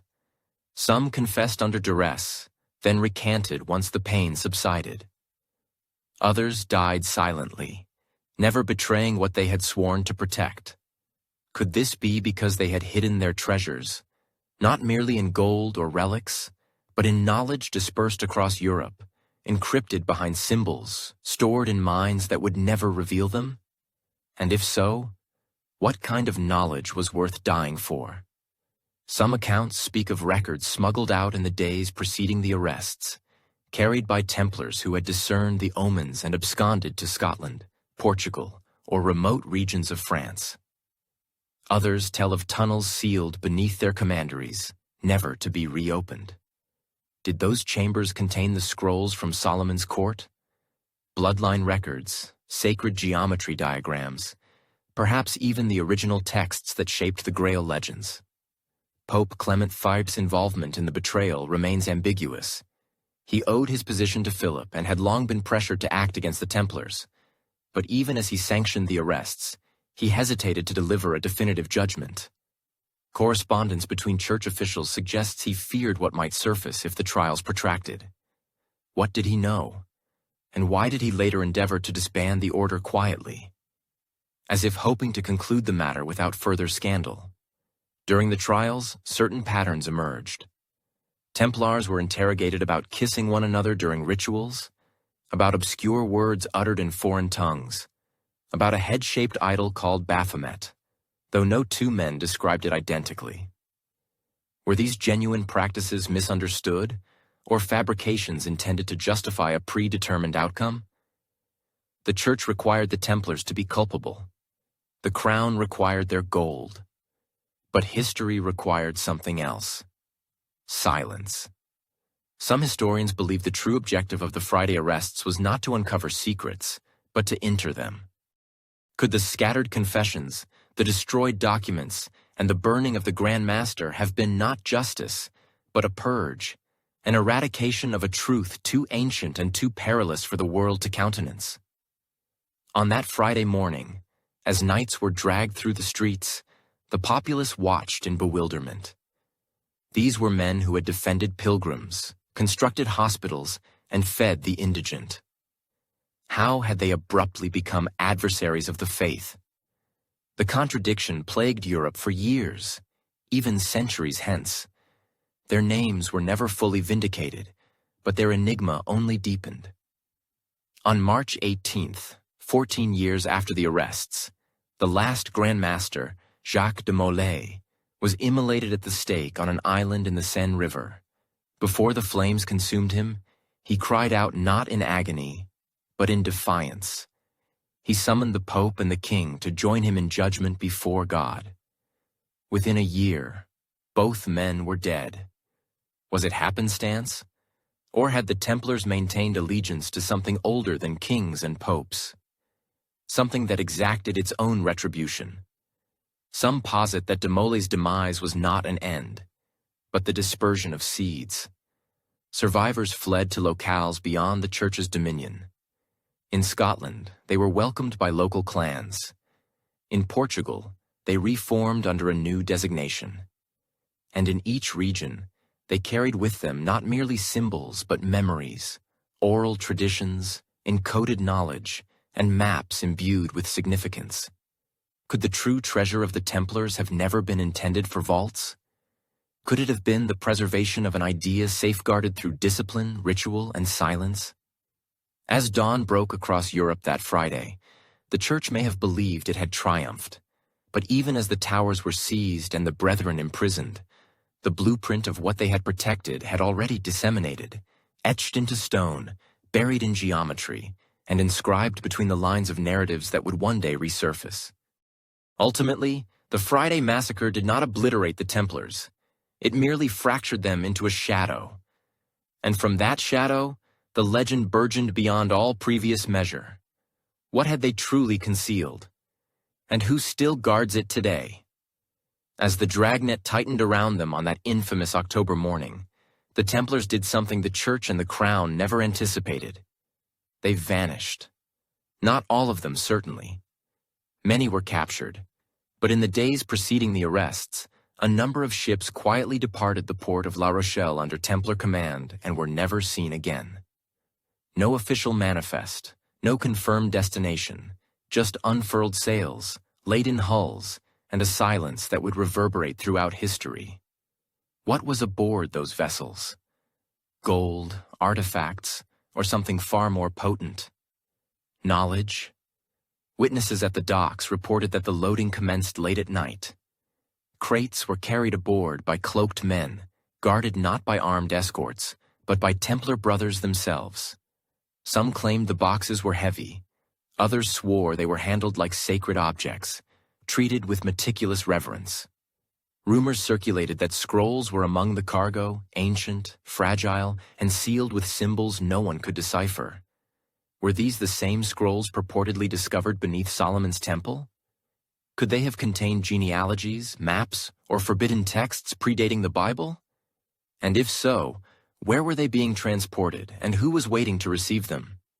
The disappearance of the fleet has never been accounted for. Templar records from La Rochelle abruptly ceased, as if someone deliberately expunged their final entries. French authorities arrived too late. The docks were deserted, the storage houses emptied. No witnesses were ever punished. No ship was ever recovered. Some historians believe the fleet sailed west toward the British Isles, or even to remote islands off the Scottish coast where the order had allies among local clans. Others believe the ships headed further to Portugal, where the Templars would eventually reconstitute under a different name. But a smaller, persistent theory posits that one or more of the vessels crossed the Atlantic long before Columbus. Could that elucidate why certain Native American petroglyphs display symbols that resemble Templar crosses? And how did a carved stone bearing a Templar emblem come to be buried in Nova Scotia? Was it merely a coincidence or part of a deliberate escape route designed to carry not only people but a legacy beyond the Church's grasp? Some accounts suggest that the cargo included more than scrolls. A missive discovered years following, originating from a prominent Lyman dwelling, detailed a hermetically sealed chest, crafted from glass and ashes, under the perpetual guardianship of 3 Templar knights who reportedly never abandoned it, not even in slumber. What necessitated such unceasing vigilance? Could it have been an artifact from the primordial temple? Something that substantiated the notion of dynastic lineage, or unveiled sacred geometric patterns linked to primordial creation narratives? An alternative proposition suggests that individuals themselves were concealed within. Academics, children, or even scions of a venerated lineage surreptitiously conveyed under the cover of night, to safeguard the bloodline that the Templars allegedly protected. If this holds true, it fundamentally alters the interpretation of the entire undertaking. The vessels were not merely in flight. They were relocating the very essence of the secret, preparing for a future epoch when such knowledge could be safely reinstated. Could this explain why numerous Grail legends recount knights traversing bodies of water with clandestine treasures? Might these narratives be metaphorical resonances of this verifiable occurrence? The temporal congruence implies deliberate planning. The Templars did not disperse in a state of panic. Rather, they executed their movements with explicit intent. While the arrests were coordinated, so too were the departures. Communications had likely been dispatched weeks prior. Was there an inner sanctum within the order, tasked exclusively with safeguarding what had been unearthed in Jerusalem? And if so, were they the ones who determined the fleet's destination, not for their own preservation, but for the protection of their precious cargo? The ecclesiastical interrogators never retrieved any of the contents. They meticulously searched Templar sites, forcibly opened vaults, and extracted false confessions through torture from knights. Yet none could disclose the whereabouts of the scrolls, for they had already vanished. Could the wisdom transported on those ships be the same knowledge that resurfaces centuries later in the emblems of clandestine societies, in the architectural designs of cathedrals, or in encrypted manuscripts that continue to perplex historians? It is plausible that the true worth of the fleet's consignment lay not in precious metals or gemstones, but in continuity, a pedagogical lineage that commenced in ancient courts, transmitted through Solomon's scribes, protected by the Templars, and concealed from the church within sails that receded beyond the horizon. Subsequently, Masonic archives allude to brethren who navigated the profound waters bearing the flame. This poetic phrasing, however, could it be interpreted literally? Did an illumination once kindled beneath the Temple Mount endure the Inquisition, not within texts or edifices, but in perpetual locomotion? If so, then the vanished fleet might represent the most triumphant secret in Templar annals, an enigma not lost, but merely repositioned. And regardless of where the ships ultimately disembarked, be it upon the serene shores of Scotland, the mist-laden coasts of the Americas, or clandestine coves in Iberia, they conveyed with them not merely documents or artifacts, but the genesis of something grander, something still in the process of unfolding. Is it conceivable that those who pursued the Templars across Europe were perpetually too late? Not because the order had fled, but because the strategic endeavor had already sailed. After the initial turmoil subsided and the carceral institutions were populated, the world generally assumed the Templars had ceased to exist. However, shadows stirred where historical records fell silent. Some brethren had evaded the Friday arrests, having been forewarned by hushed communications and vigilant observers. These were not ordinary knights. They comprised scribes, engineers, cartographers, and custodians of the most ancient knowledge the order had preserved. And among them, it is rumored, was a map unlike any conventional chart of coastlines or thoroughfares. This map was delineated with celestial bodies, geometric principles, and temple proportions. It did not indicate the location of gold. Rather, it pointed toward something intended for reconstruction. Lingering legends from southern France and northern Spain describe cloaked figures convening under nocturnal skies, examining scrolls inscribed with esoteric symbols and angular measurements. These maps, according to oral tradition, were not merely calibrated for spatial distance, but for semantic significance. Temple schematics aligned with celestial bodies, suggesting the placement of hallowed sites that mirrored constellations. Could the Templars have believed that particular terrestrial locations were designed to reflect celestial patterns? And were they endeavoring to locate one such place, or perhaps to establish one? A retrieved manuscript from a suppressed monastic order in Aragon alludes to temple voyagers who shadowed the house of Orion and took measurements from the base of wisdom terms that lack a clear scriptural reference, but appear to correlate with stellar charts and the architectural blueprint of Solomon's temple. Were they constructing an additional temple or searching for a site intrinsically linked to the original blueprint, a locus where the celestial and terrestrial could once more converge? Templar survivors in Portugal and Scotland, where they encountered diminished persecution, began erecting structures with remarkable precision. Chapels emerged with floor plans that echoed the dimensions found in biblical descriptions of Solomon's temple. Some were oriented toward specific stellar alignments, discernible only during particular periods of the year. Why undertake such extensive efforts for concealed geometry?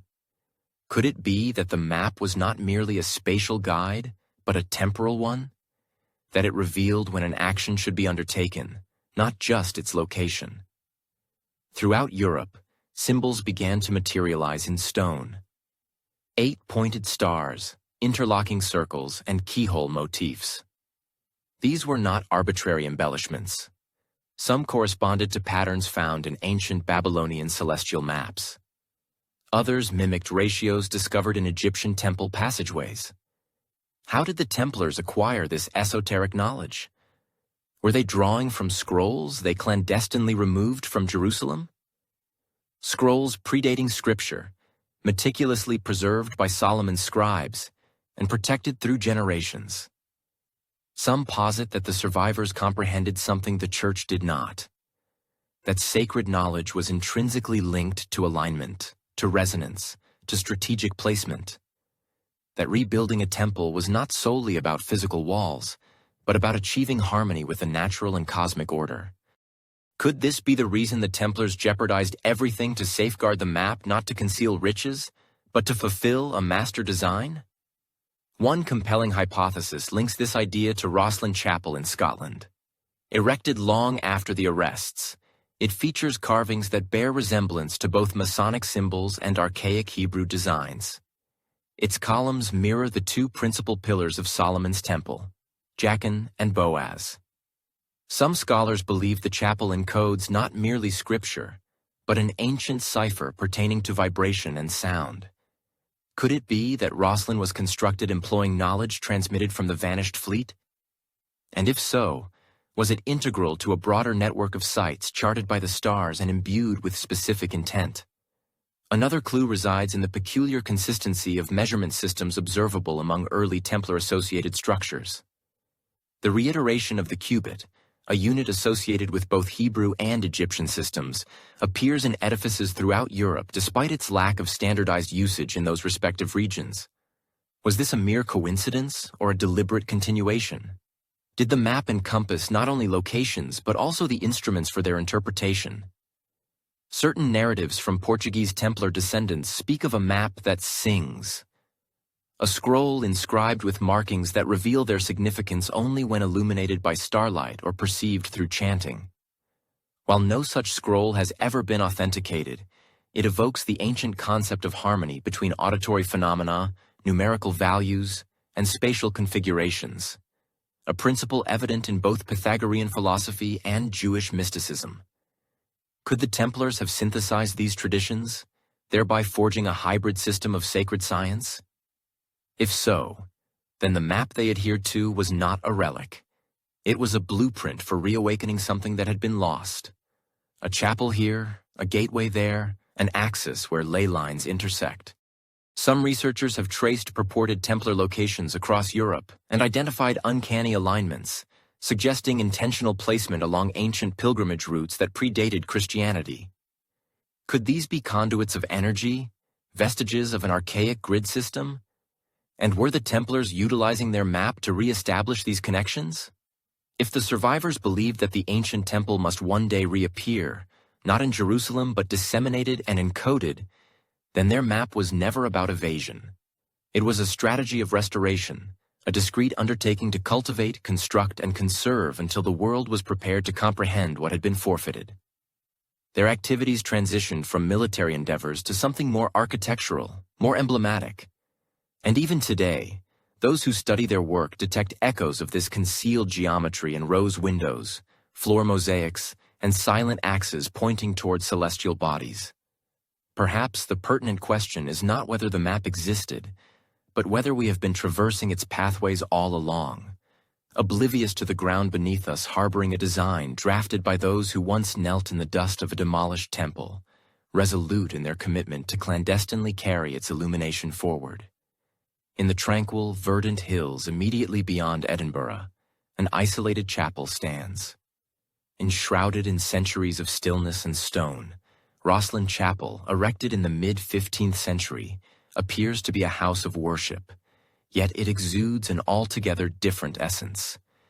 Every surface pulsates with symbols. Every arch murmurs with meticulously carved secrets. Angels play instruments never before witnessed. Flora blossoms from pillars that are not grounded in soil. Imbued within its walls are patterns, ciphers, and geometric configurations that have defied elucidation for over 500 years. Many are convinced this chapel contains the ultimate reverberation of a bygone order. Could Rosslyn represent the conclusive manifestation of Templar knowledge, camouflaged in plain sight? And if so, what communication were they striving to convey through sculpted stone and silent mathematics? The chapel was commissioned by Sir William Sinclair, an aristocrat with consanguineous links to Scottish Templars and rumored affiliations with Freemasonry. Yet historians have long pondered how a single individual could conceptualize such an edifice, so copious in symbolism, so precise in astronomical orientation, and so deeply imbued with enigmas far more ancient than Christianity itself. Some researchers propose that Sinclair did not originate the chapel's design, but inherited it.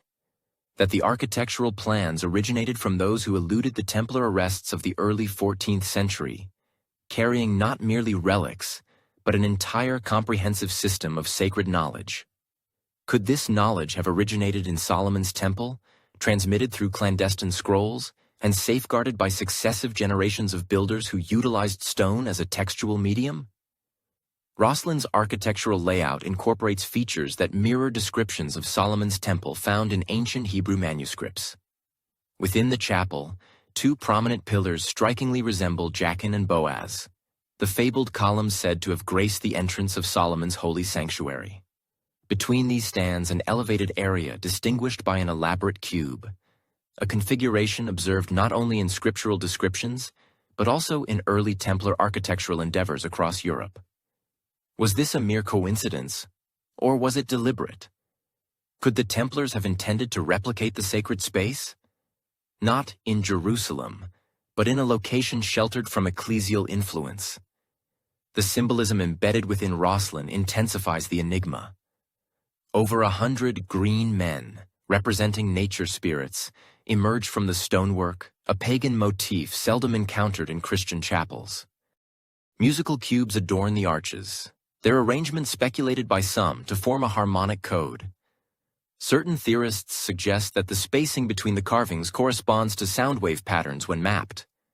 Is it plausible that the chapel was conceived not merely to emulate Solomon's temple, but to resonate with it? Ancient texts occasionally insinuate that Solomon's original edifice vibrated with sound during specific rituals. Could the Templars have preserved this concept, embedding it within Roslin's concealed acoustics? And if so, what auditory experience did they aim to recreate? Perhaps the most compelling clue resides in the apprentice pillar, a spiraling stone column intricately embellished with vines, dragons, and ancient symbols. It is unparalleled within the chapel. Some interpret it as the tree of life, while others propose it mirrors a DNA helix. Yet, among the carvings encircling its base are designs reminiscent of early maps, stellar alignments, and cube-shaped grids. Could this pillar transcend mere artistry? Could it function as a marker, indicating where profound knowledge was stored or how it could be activated?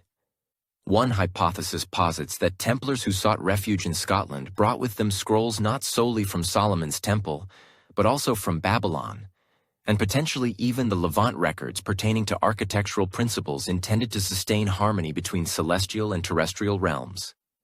If Roslin is the product of these scrolls, then each carving constitutes a fragment of a more extensive code, a code that not only narrates a story, but actively manifests one.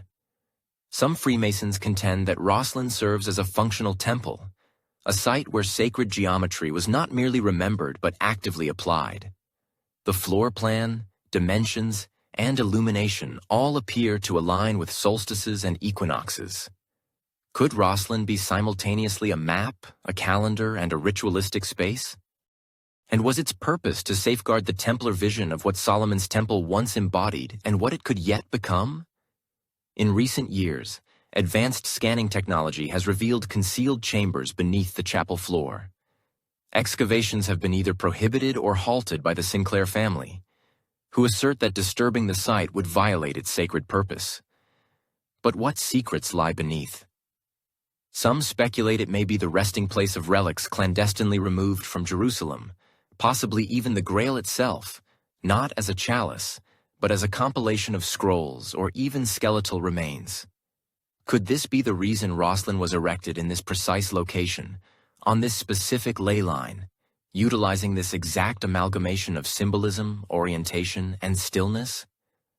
Roslin's profundity lies not in its overt display, but in its profound implications. It suggests that somewhere along the journey from the Temple Mount to the Scottish Highlands, a cadre of exiled knights opted to conquer not with weapons, but with stone, leaving behind a puzzle designed not to bewilder, but to preserve. a whisper inscribed in limestone for those who would one day perceive beyond the mere edifice, a forgotten science or a prophecy yet to be realized. Whatever the resolution, Rosslyn stands today as more than a mere chapel. It is a map, a voice, and perhaps the culminating page of a book the Church desperately sought to close. Across Europe, the magnificent Gothic cathedrals ascend like petrified supplications, their spires piercing the heavens, their foundations rooted in profundities.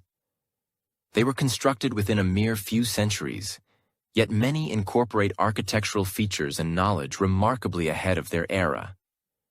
From Chartres to Notre Dame, these colossal stone structures were not simply places of worship. They were clandestine messages chiseled in silence.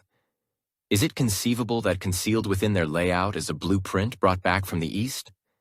One conveyed by Templars who had encountered the vestiges of Solomon's Temple? And if so, what were they striving to safeguard? Chartres Cathedral, for instance, was built without any nearby quarry and lacks documented plans. Nevertheless, its structure exhibits ratios commensurate with ancient Hebrew texts and measurements found in Egyptian temples. Beneath its floor lies an enormous labyrinth, its spiraling trajectory said to mirror celestial orbits. Why was it incorporated into a Christian church? And why does its center align with the setting sun on the day of the equinox? Some believe the answer resides in geometry, not merely as a construction tool, but as a sacred language. The architects of these cathedrals employed ratios linked to the golden mean, the identical proportions observed in human DNA, sunflower spirals, and the macrostructure of distant galaxies. Could this reflect an understanding that sought equilibrium between the divine and the physical, a form of architectural harmony bequeathed from archaic sources? Theories propose that the Templars, after unsealing chambers beneath the Temple Mount, returned not merely with scrolls or relics, but with design tenets intrinsically linked to cosmic balance. And these principles began to manifest in cathedrals throughout France, Spain, and England with astonishing uniformity. Floor plans resembling mandalas, vaults echoing the resonance of chanted prayers, light filtered through stained glass aligning with zodiac patterns visible only during particular times of the year. Were these details purely aesthetic, or intentional triggers designed to awaken something more profound within the human psyche? A striking detail is the strategic placement of cathedrals along ancient pilgrimage routes. When mapped, these churches frequently fall along lines that mirror constellations, echoing patterns found in Babylonian star charts. Could the cathedrals have been erected not only as houses of worship, but as power stations, nodes within a sacred grid intended to channel energy across the landscape? This theory, known as the Earth Grid hypothesis, suggests that ancient builders, including those connected to Solomon's Temple, comprehended how specific locations amplified resonance, and by positioning structures according to these lines, they could establish a network of influence, both spiritual and scientific. What if the Gothic cathedrals represented the continuation of this system, resurrected under a Christian guise, but grounded in much older truths? Notre Dame in Paris, long revered for its beauty, harbors secrets in plain sight. Its twin towers reflect the pillars of Solomon's Temple. Its rose windows mirror the sacred geometry of the Tree of Life, and embedded deeply within its design is a numerical sequence 3, 7, 12, each reverberating with sacred concepts from Kabbalistic and Pythagorean schools. Could this be evidence that knowledge brought back from Jerusalem was meticulously integrated into every stone and arch? And if so, who transmitted it to the builders? Many master masons of the cathedral era remain anonymous. Some speculate they were trained not only in stonework, but in esoteric doctrines held within secretive guilds, possibly formed by or in conjunction with the Templars. Their distinctive marks, still discernible in obscure carvings, resemble the symbols traced in early Templar maps and Rosslyn chapel motifs. Circles within squares, keys within stars. Were they leaving instructions for those adept at interpreting them? Some cathedral basements conceal more than stone. Archival records allude to crypts sealed with markings unlike anything in Christian tradition. Sealed chambers devoid of crosses, altars lacking saints. What were they safeguarding? Could these spaces have been utilized for rites that echoed the temple traditions of the ancient world? Rituals that synthesized human voice, light, and specific location. The acoustics of these cathedrals offer another clue. Engineered with such precision that a whisper can traverse from one end to the other, or a single tone can cause the stone walls to vibrate. Were these sound chambers designed merely for choral music? Or did the builders possess a deeper understanding of vibration and its role in human consciousness? Could sound, geometry, and space coalesce to cultivate states of mind conducive to sacred insight?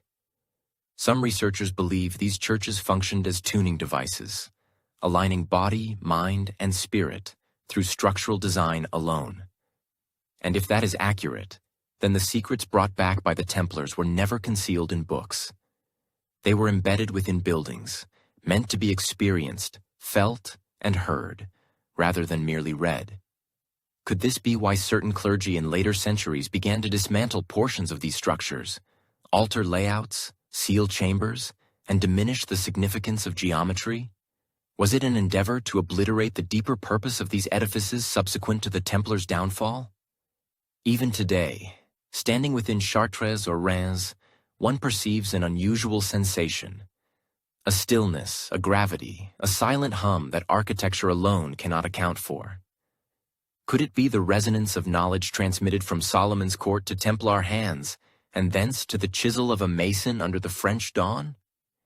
If the cathedrals represent the echo of that lost knowledge, then perhaps the next step is not to search for a hidden room, but to attune to the buildings themselves. They communicate not through words, but through form, sound, and light, and they may constitute the last terrestrial sites where Solomon's temple continues to breathe. It was not the swords or the secrets interred beneath Solomon's temple that endured the demise of the Templars. It may have been the individuals who quietly departed long after the final Templar faced immolation. Narratives emerged concerning another fraternity that neither donned armor nor rode horses, but operated surreptitiously within the very corridors of power. They were identified as the Priory of Sion. And while the world slumbered, they were said to safeguard something so contentious, so volatile, that the Vatican, monarchs, and clandestine societies alike diligently observed them. Could this organization have been the real custodians of the Templars' discoveries in Jerusalem? If so, from whom were they concealing it? And why has no one managed to confirm their existence? The initial clues emerged from obscure French writings and tomb engravings that deviated from official narratives. Symbols such as the rose, the black sun, and the sealed chalice appeared incongruously on church lintels, private family crests, and even in overlooked monastic records. Subsequently, in the 20th century, a peculiar collection of documents, referred to as the Dossier's Secrets, surfaced at the French National Library. These pages listed individuals like Leonardo da Vinci, Botticelli, and Isaac Newton as former grandmasters of this clandestine order. Most historians dismissed the documents as a fabrication. However, a closer examination unveiled a disquieting pattern. The symbols within the documents corresponded with those carved into early Gothic churches, those utilized by fleeing Templars, and those discovered in crypts once sealed during the Inquisition.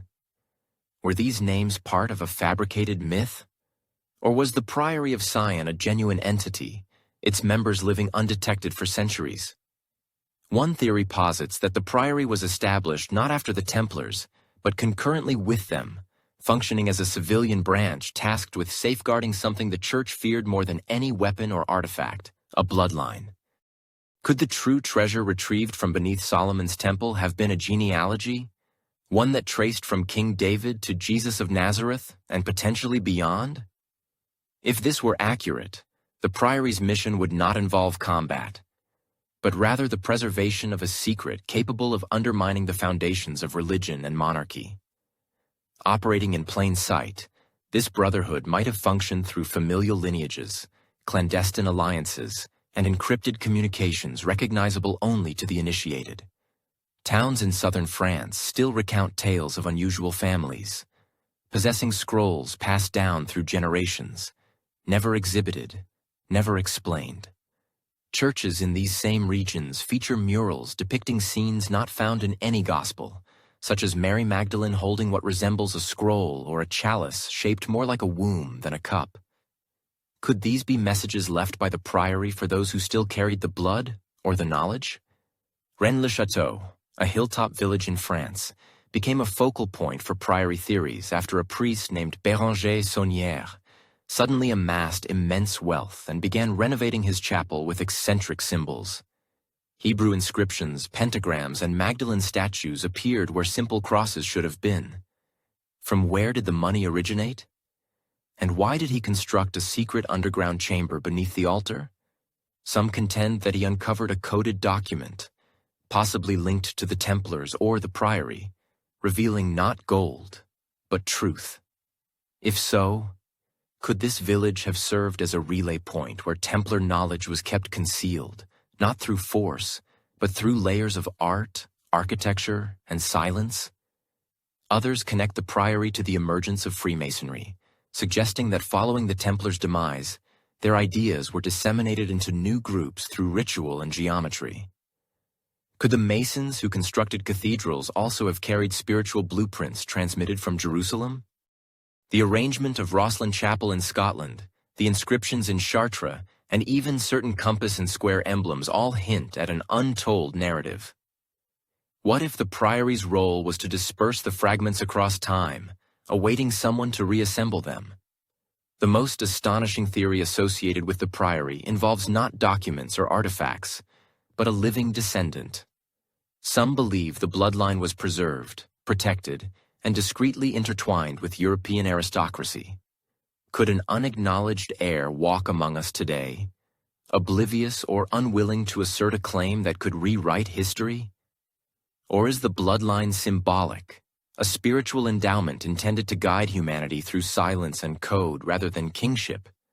The more deeply one investigates, the more the priory resembles an immune system for forbidden truth, never engaging in aggression, always vigilant, quietly ensuring the survival of a flame in a world inclined towards darkness. Their methods were not violent. They employed art, music, manuscripts, and architecture to encode the past without triggering alarms.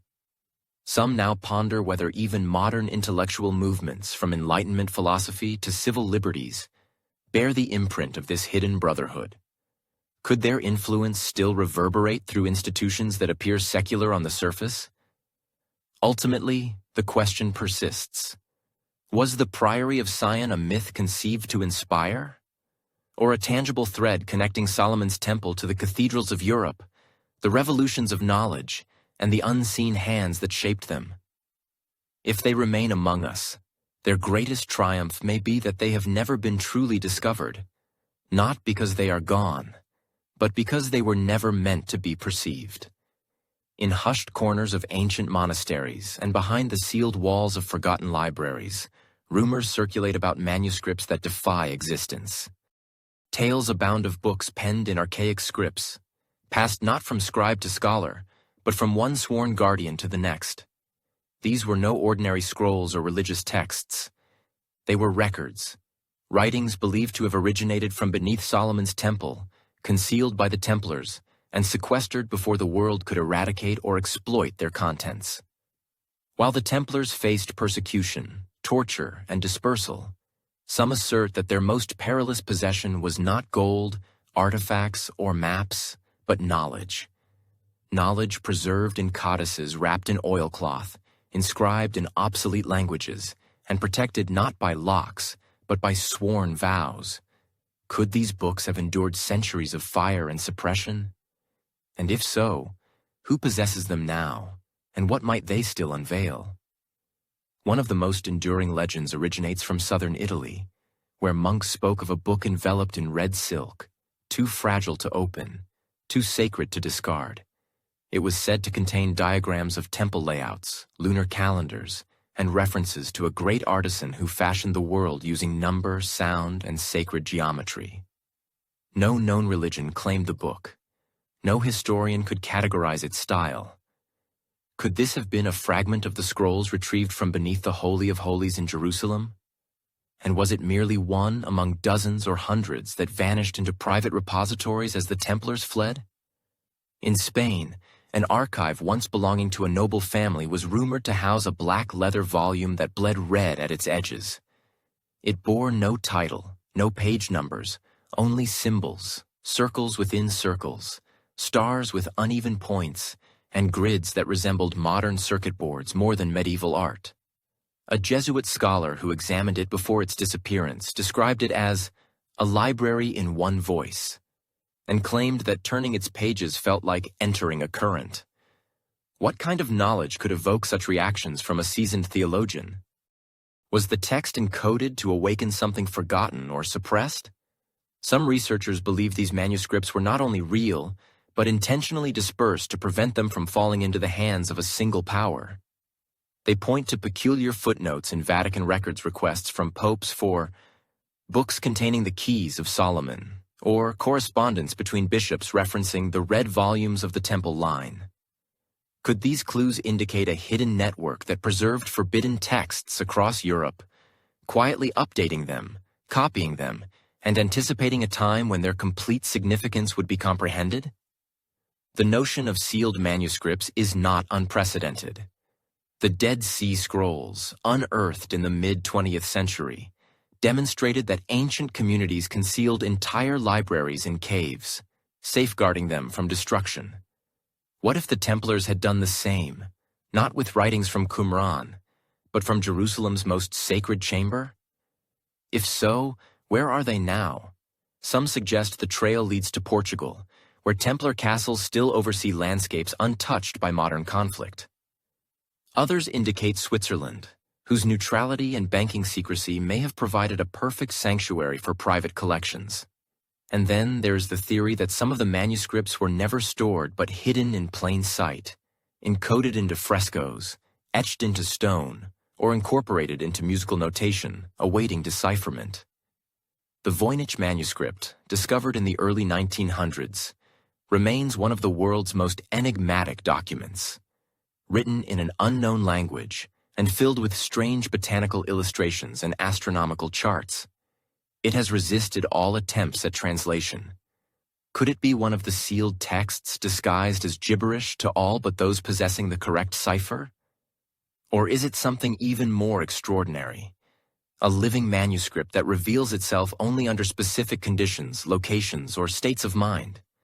One former Rosicrucian asserted in a private letter that the sealed manuscripts were never lost, merely dormant, and that, when the stars return to their gate, the ink will speak again. Was this poetic metaphor or a reference to stellar alignments embedded within the books themselves? Could the manuscripts be activated not electronically, but spiritually, through geometry, light, or resonance? Such ideas may seem far-fetched, but consider the secrecy with which the church and monarchs regarded Templar possessions. Why subject men to years of torture only to discover nothing of value? Unless what they sought could not be acquired through force, but solely through comprehension. Could the sealed manuscripts have been unreadable to anyone without specific training, mathematical, symbolic, or even genetic? And could they contain not just knowledge but instructions, blueprints for energy, consciousness, or even the lost mechanisms of an earlier civilization? One codex rumored to have surfaced in Prague during the 18th century was said to describe a machine constructed from wood, crystal, and bronze. It required no fuel but hummed with purpose when aligned with certain phases of the moon.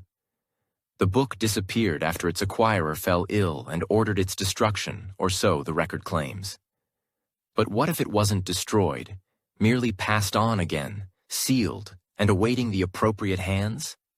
The notion that ancient wisdom persists in clandestine libraries might seem fantastical. Yet governments, ecclesiastical bodies, and even private collectors continue to sequester texts, apprehensive of their contents. Could a select few of these prohibited volumes bear the inscription of a Templar scribe? documenting something observed beneath the Temple Mount that profoundly altered his worldview. If so, these manuscripts might still be among us, not anticipating another conflict or crusade, but a reader capable of finally comprehending them. Some assert that the Temple of Solomon was more than just a place of worship. It was a blueprint of the cosmos etched in stone. Its dimensions, layout, and orientation were rumored to mirror the celestial bodies themselves, reflecting a design predating any religion. But what if this transcended mere sacred architecture? What if it was a coded system, a cosmic formula transmitted from an even more archaic civilization? And what if the Templars, during their clandestine years beneath the Temple Mount, deciphered how to interpret it? This proposition has long intrigued historians and astronomers alike. The temple's architectural plans, fragmented across ancient Jewish texts and early Arabic commentaries, allude to golden ratios, aligned courtyards, and precise distances between altars and chambers. These numerical values were not arbitrary. They corresponded to lunar cycles, solstice positions, and even the angular ascent of Orion's belt above the eastern horizon. Could it be that the temple was conceived as a monumental celestial calendar, charting the heavens while integrating their motions into daily ritual? And if the Templars unearthed vestiges of this alignment, what novel insights might they have gleaned? The Templars were not academics in the conventional sense. Nevertheless, their order comprised individuals who delved into geometry, navigation, and astrology with remarkable precision. Upon their return to Europe, these knights unexpectedly sponsored cathedrals whose rose windows emulated starburst constellations and whose floor plans echoed constellations visible from Jerusalem at specific times of the year. How could warrior monks, with minimal training in stonework, suddenly transform into architects of sky-matching structures? Some theorists posit that embedded within Solomon's foundational stones was a stellar code, a compilation of angles and coordinates demonstrating how to replicate cosmic harmony on Earth. This concept surfaces in the Book of Enoch, a forbidden text rediscovered centuries later, which speaks of a celestial edifice constructed with deliberate purpose and design. Could the temple have served as its terrestrial counterpart? A Templar carving, unearthed beneath the abbey at Rennes-le-Château, depicted a cube encircled by 7 stars, corresponding to the Pleiades cluster. Beneath it, in Latin, were the words, "As above, so below." Was this a cryptic allusion to Solomon's temple or a map pointing towards something more profound? Could the Pleiades have been the pivotal constellation guiding their architectural reconstructions? Star mapping was not unprecedented in the ancient world. The Egyptians aligned pyramids with Sirius and Orion. The Babylonians tracked Venus for ritual calendars. Yet what rendered Solomon's design unique was its fusion of spatial and spiritual logic, a system that not only observed the sky but replicated it on Earth. Some scholars now propose that the temple's inner sanctuary represented the celestial sphere, with each chamber signifying not merely a space, but a segment of time, a specific star, or a function of cosmic rhythm. Could the veil separating the Holy of Holies have been more than metaphorical? Was it a literal demarcation between the known world and a star-mapped dominion? And if so, did the Templars ascertain how to transcend it, not manually, but mathematically? Ancient Templar diagrams, scarce and frequently disregarded, showcase an intriguing repetition of circles intersected by triangles, all converging on a single vertical axis. Some interpret this as spiritual symbolism. Others believe it represents a form of celestial navigation, employing geometry to ascertain not only one's terrestrial position, but also the stellar orientation relative to it. Could this have been an early iteration of a stellar grid? A Renaissance-era manuscript, formerly owned by a Templar sympathizer, contained a fold-out page detailing temple measurements converted into arc degrees, implying an endeavor to correlate the structure's layout with star positions on particular dates throughout the year. Was this an attempt to preserve an antique method of timekeeping? Or was it something more, a system enabling the prediction of events by comprehending celestial alignments? Much like contemporary astronomers chart eclipses, theories become more complex when one considers the possibility that the Templars believed the original temple was constructed using knowledge not of earthly origin, but from a lost source, possibly antediluvian or even extraterrestrial. Certain texts discovered in esoteric Rosicrucian libraries refer to the first builder, a being of light said to have established the temple's geometry to align with stellar trajectories from Orion, the Pleiades, and Draco. Could this concept have originated from scrolls retrieved from beneath the mount? Was Solomon's temple a replica of a structure observed in the heavens or on another planet? Or was it designed to receive something from the skylight, sound, or a presence at a precise moment, at a precise angle? Others contend that this star-based system was not merely architectural but spiritual, suggesting that performing rituals within such a space harmonized the body and mind with the cosmos's rhythms. Some even assert that the chants and music formerly employed in the temple functioned as tuning instruments, activating resonant frequencies within the walls and among the congregants. Could the Templars have experimented with this sacred resonance, utilizing it not solely to connect with divine power but with the stellar order? If Solomon's temple genuinely mirrored the heavens, and if the Templars recovered the lost keys to interpret it, then their mission was never exclusively about safeguarding pilgrims. It was about reactivating a forgotten science, one that integrated astronomy, acoustics, and architecture into a singular sacred system. A system that enabled humans to align themselves with the stars and perhaps reclaim something long lost to history. Whether they succeeded or not, the clues remain etched in stone, concealed in ratios, and preserved in blueprints whose genesis predates every cathedral they subsequently erected. And so the question persists. Was the temple not merely a hallowed site, but a celestial engine, a monument designed not for endurance, but for remembrance? And if the Templars deciphered its secrets, how many more of their edifices conceal the same celestial geometry, awaiting discovery, not from terrestrial perspectives, but from above? Concealed beneath strata of ancient language and sacred tradition lies a name that few have dared to utter.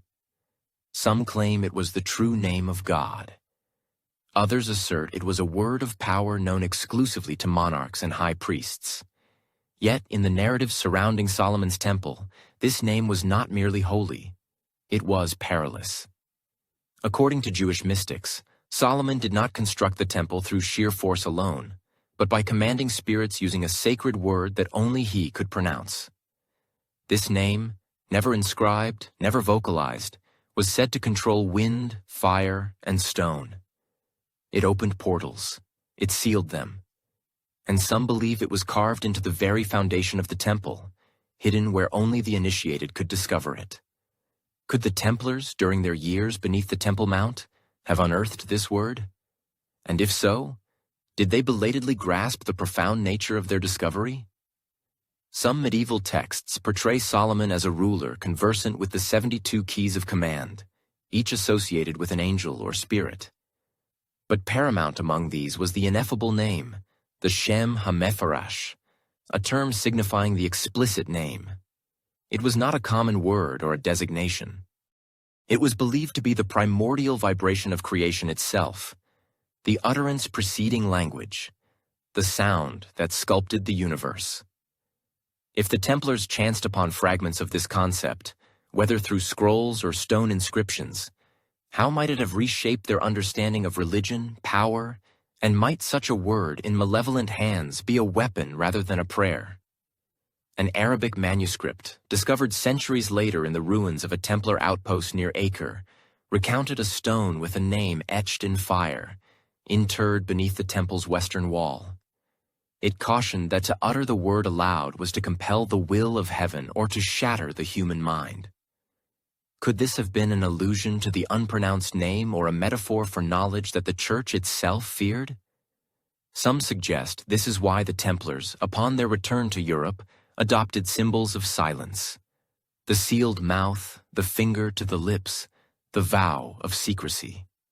Perhaps they were not merely safeguarding treasures, but guarding a sound, a name, one that could not be expunged from memory but had to be interred in silence. In later Templar churches, symbols began to emerge that echoed Kabbalistic patterns.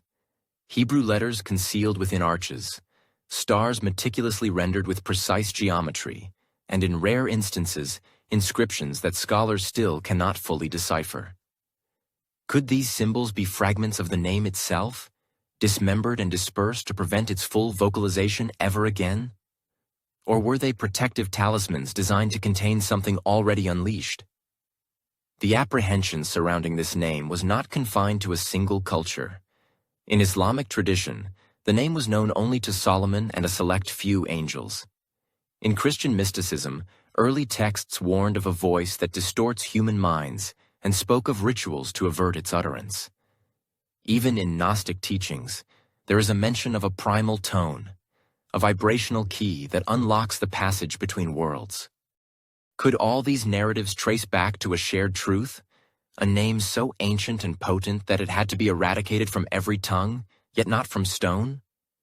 One theory postulates that the Templars did not merely discover the name but endeavored to utilize it. Secret rituals conducted in subterranean chapels may have been attempts to invoke or restrain the forces associated with it. Some scholars posit that the abrupt cessation of particular Templar sites, left either unfinished or ritually sealed, indicates experiments gone awry. What if their attempt to vocalize it failed, or, conversely, was unexpectedly successful? What implications would arise if a word of divine origin were uttered by human lips? Could such an act summon forces beyond human control? Certain testimonials from Templar interrogations mentioned peculiar phrases whispered, sounds that scribes found impossible to transcribe. Could these have been remnants of that name, inadvertently escaping under duress, instilling dread even in seasoned inquisitors? Alternatively, were they intentional deceptions designed to obscure a truth too perilous to be documented? A minority believes the word was never truly spoken but rather intoned, encoded within chants or melodic patterns that activated concealed structures. Rosslyn Chapel, with its musical cubes and acoustically designed spacing, might have served as such a conduit. Is it possible that the name was not a linguistic construct at all, but rather a frequency, a resonance perceptible only through feeling, not sound? If so, could certain consecrated locales still retain that tone, awaiting the precise conjunction of sound, form, and intention to awaken it? The concept of a word capable of shaping creation has permeated contemporary fiction and esoteric practices. Yet long before novels and films, knights and mystics alike harbored a genuine apprehension of such a reality. And if the Templars did indeed uncover it, they might have paid a steep price for such knowledge. This could elucidate their meteoric ascent to power and the subsequent swift, brutal suppression. After all, if they had mastered the ability to command not merely individuals, but natural elements and unseen entities, then their perceived threat was not political, but existential. Could the Church's trepidation have stemmed not from heresy, but from the potential that the Templars had learned to communicate with the divine voice? Or, more alarmingly, to rewrite it? To this day, the whereabouts of this name remain unknown. Some speculate it was interred with the last Grand Master. Others contend it is hidden in plain sight, embedded in geometry, transmitted through ritual, patiently awaiting the moment when silence dissipates and the world is prepared to listen once more. Nevertheless, the admonitions persist. A word once spoken shaped the constellations. Another could shatter them. And somewhere within ancient scrolls or embedded in stones, that name may yet repose in quiet vigilance, observing, transmitted through whispers in ancient texts and legends passed down by candlelight.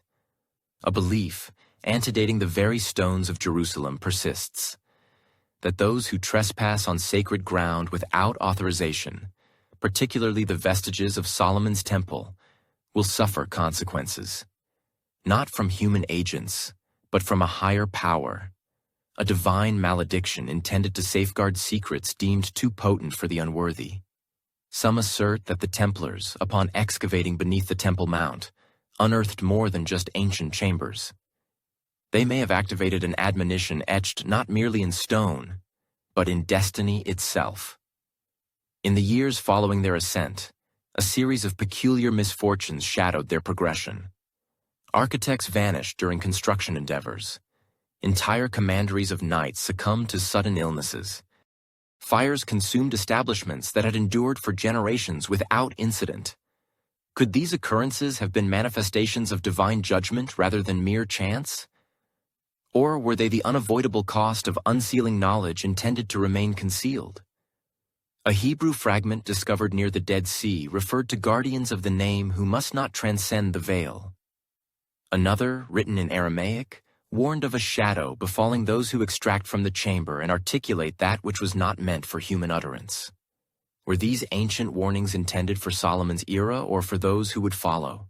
Did the Templars peruse them, disregard them, or simply never encounter them? Some accounts propose that the untimely deaths of Templar leaders subsequent to Jerusalem's fall in the 12th century were more than just political casualties. Rumors circulating in monastic correspondence hinted at episodes of madness, profound visions, and even self-imposed silence among knights who had spent time beneath the temple. Could exposure to something ancient, whether spiritual, physical, or symbolic, have fractured their minds? And if so, was that affliction a punitive measure or a transformative experience? A disquieting detail frequently reappears in historical narratives from France and Germany. A few Templars are said to have transported stones from the chamber back to Europe. These relics, they believed, would fortify their strongholds, yet these same stones, once incorporated into chapels or crypts, reportedly instigated hauntings, structural collapses, and even fatalities during religious services. Were these mere coincidences? Or had they conveyed something more profound than mere rock across the sea? Even within Rosslyn Chapel, a structure steeped in Templar lore, stonemasons reported inexplicable pockets of cold, tools mysteriously disappearing mid-task, and a palpable presence in the unfinished lower chambers that no one dared explore alone. Could the curse have propagated not through physical relics, but through collective memory and emulation?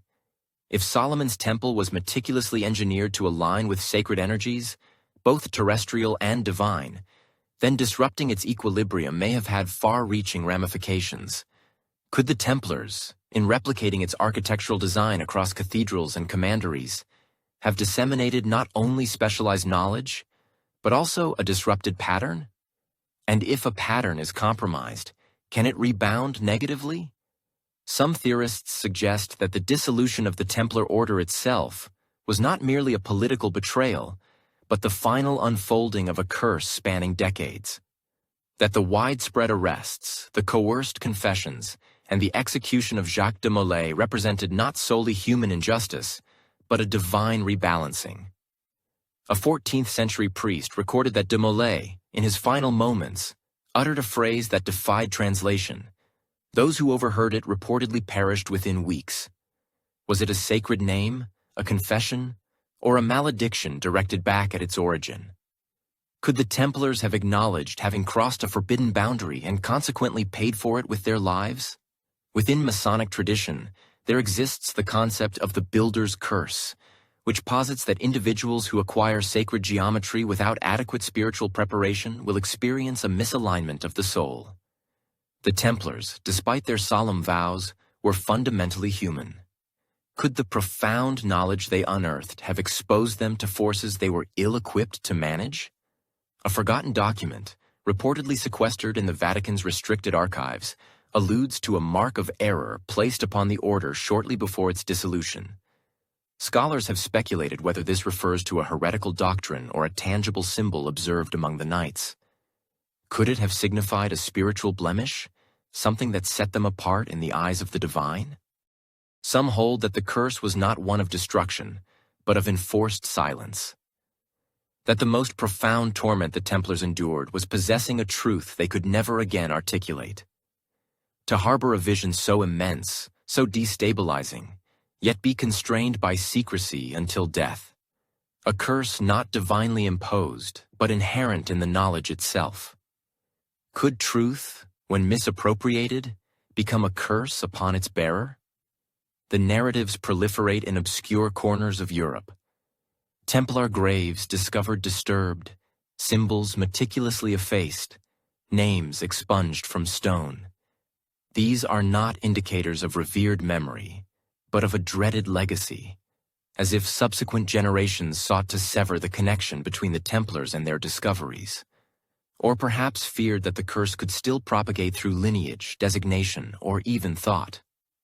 Today, the notion of divine retribution may seem mythological, yet even contemporary groups inspired by the Templars, those who delve into the ancient codes and rituals, speak in hushed tones about avoiding a repeat of the breach. Could this be a cautionary tale passed down? An admonition to those who would seek similar power without acknowledging its inherent cost? If the Templars were indeed cursed, then that curse may still resonate, not in thunderous displays, but in the quiet closing of pathways, the unexpected collapse of empires, and the silencing of those who dare to inquire too deeply. Was the curse authentic, or was it merely the world's inherent mechanism for restoring equilibrium? Regardless, the message appears unambiguous. Some treasures are not meant to be disturbed, and some truths, once revealed, exert an inescapable hold. Long before Columbus embarked on his transatlantic voyages, intimations of a distinct journey reverberated across the Atlantic.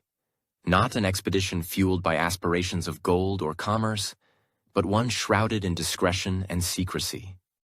On weathered stones nestled deep within the Americas, carvings predating European colonization have been discovered. These symbols, stars, circles, keys, and compasses bear a striking resemblance to the markings employed by the Templars in their most sacred observances. These were not mere embellishments. They constituted a coded language. Some were incised with angles aligned to solstice points, others arranged to mirror patterns found in the architectural blueprints of Solomon's Temple. Could it be that the Templars, following their flight from arrest in France, sailed not solely to Scotland but further afield, across the vast ocean to a land immune to the Vatican's scrutiny? This theory, though dismissed by numerous historians, demonstrably retains an enduring quality. A collection of carvings unearthed in West Virginia, now identified as the Bat Creek Stone, features characters akin to ancient Semitic script. In Brazil, stone crosses and dilapidated towers exhibit an uncanny resemblance to medieval European construction. Furthermore, in the northeastern woodlands of what is now the United States, indigenous oral traditions from certain native tribes recount the arrival of enigmatic, pale travelers who appeared in secret, bringing with them books, tools, and a message their audiences could not comprehend.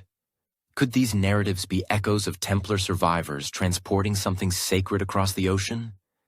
Something too perilous to abandon? Some researchers posit that the Templars possessed maps far older than their own era charts meticulously copied from scrolls concealed beneath the Temple of Solomon. These maps, it is claimed, depicted not only geographical features but also intricate energy conduits, lines, and currents. Some refer to them as ley lines, others as star paths. These maps, it is asserted, revealed not merely optimal locations for construction, but also where the terrestrial realm aligned with the celestial spheres. If the Templars indeed possessed such maps, they may have been seeking a suitable location to re-establish their order, to continue their work unhindered. Could the Americas have presented such an unblemished canvas? In Newport, Rhode Island, a stone tower stands, its origins perpetually unexplained. Some sources attribute it to colonial construction. Others contend it predates Columbus by centuries. Its circular configuration, precise window placement, and structural parallels to Templar round churches in Europe have prompted some to designate it the Templar Tower. Is it a tangible remnant of their clandestine transatlantic voyage? And if so, why constructed in such a remote and unclaimed locale? In Nova Scotia, tales abound of Oak Island, a location long associated with concealed riches. Yet those who have undertaken excavations there have discovered more than just gold pieces or antique implements. They've unearthed timber platforms meticulously arranged at regular intervals, rock markers configured into triangular shapes, and even engravings reminiscent of ancient Coptic and Hebrew scripts. Is it conceivable that this island served as a depository not for wealth, but for wisdom clandestinely transported from the older civilizations? And if so, who was responsible for its interment? This pattern extends further south.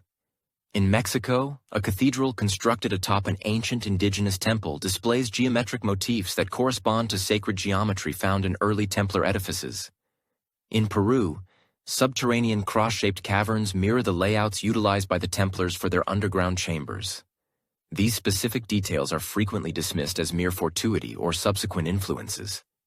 However, what if they represent traces of a more purposeful undertaking? A discreet transmigration of architects and custodians, selecting secluded sites to safeguard a heritage connected to Solomon's concealed doctrines. Could these constructions serve as beacons, like lighthouses, for those who would later arrive and decipher the message? One hypothesis posits that Templar voyages across the Atlantic were guided not solely by atmospheric currents and celestial bodies, but by something more ancient. A navigational instrument constructed according to the same principles as Solomon's Temple. A device, some claim, capable of detecting magnetic anomalies or energetic patterns, thereby assisting them in pinpointing locales of power. No physical artifact of such an instrument has endured, yet scattered Templar archives allude to a needle that bows solely to God, and a stone that hums when the land is propitious. Were these poetic expressions or veiled references to forgotten technological advancements? Could the survivors have disembarked not haphazardly, but with intent, selecting locations that resonated with the frequencies they once preserved in Jerusalem? Some Freemasons have long held the conviction that their initial lodges in the New World were established based on directives smuggled from Templar origins. Within their historical records are mentions of the Builder's Line, a presumed trajectory extending from east to west, connecting the Old World to the New, municipality by municipality, lodge by lodge. Was this line predicated on actual geographical sites, or a spiritual inheritance propagated across generations? And did it originate not in Scotland or France, but beneath the Temple Mount with the fundamental geometry of Solomon's sanctuary? Presently, these concepts remain conjectural, but the insignia are tangible. The carvings exist, the architectural frameworks endure, and the narratives transmitted by stonecutters, tribal communities, and clandestine fraternities continuously intimate something too intricate to disregard. Could the New World harbor not merely fresh territory, but ancient verities? Was it selected not for conquest, but for preservation?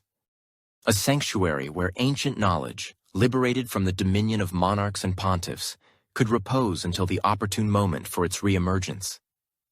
As we retrace these disparate reverberations from stone edifices to hidden vaults, from chiseled celestial bodies to compass roses, the enigma deepens. Did the Templars dissolve into mythology, or did they simply embark into obscurity, leaving behind cryptic hints for those still inclined to heed them? Among all the enigmas associated with Solomon's Temple, one notion stands out. Not that it concealed riches, or sacred appellations, or ancestral lineages, but that the temple itself constituted the treasure, not as a physical place, but as a schematic, etched into its walls and dimensions. Some posit this was a cipher not intended for literary interpretation, but for experiential apprehension, akin to a frequency. Ancient accounts depict the temple not exclusively as a house of worship, but as a mechanism of congruence. Its layout, proportions, and constituent materials were purportedly designed to mirror the universe's most profound configurations.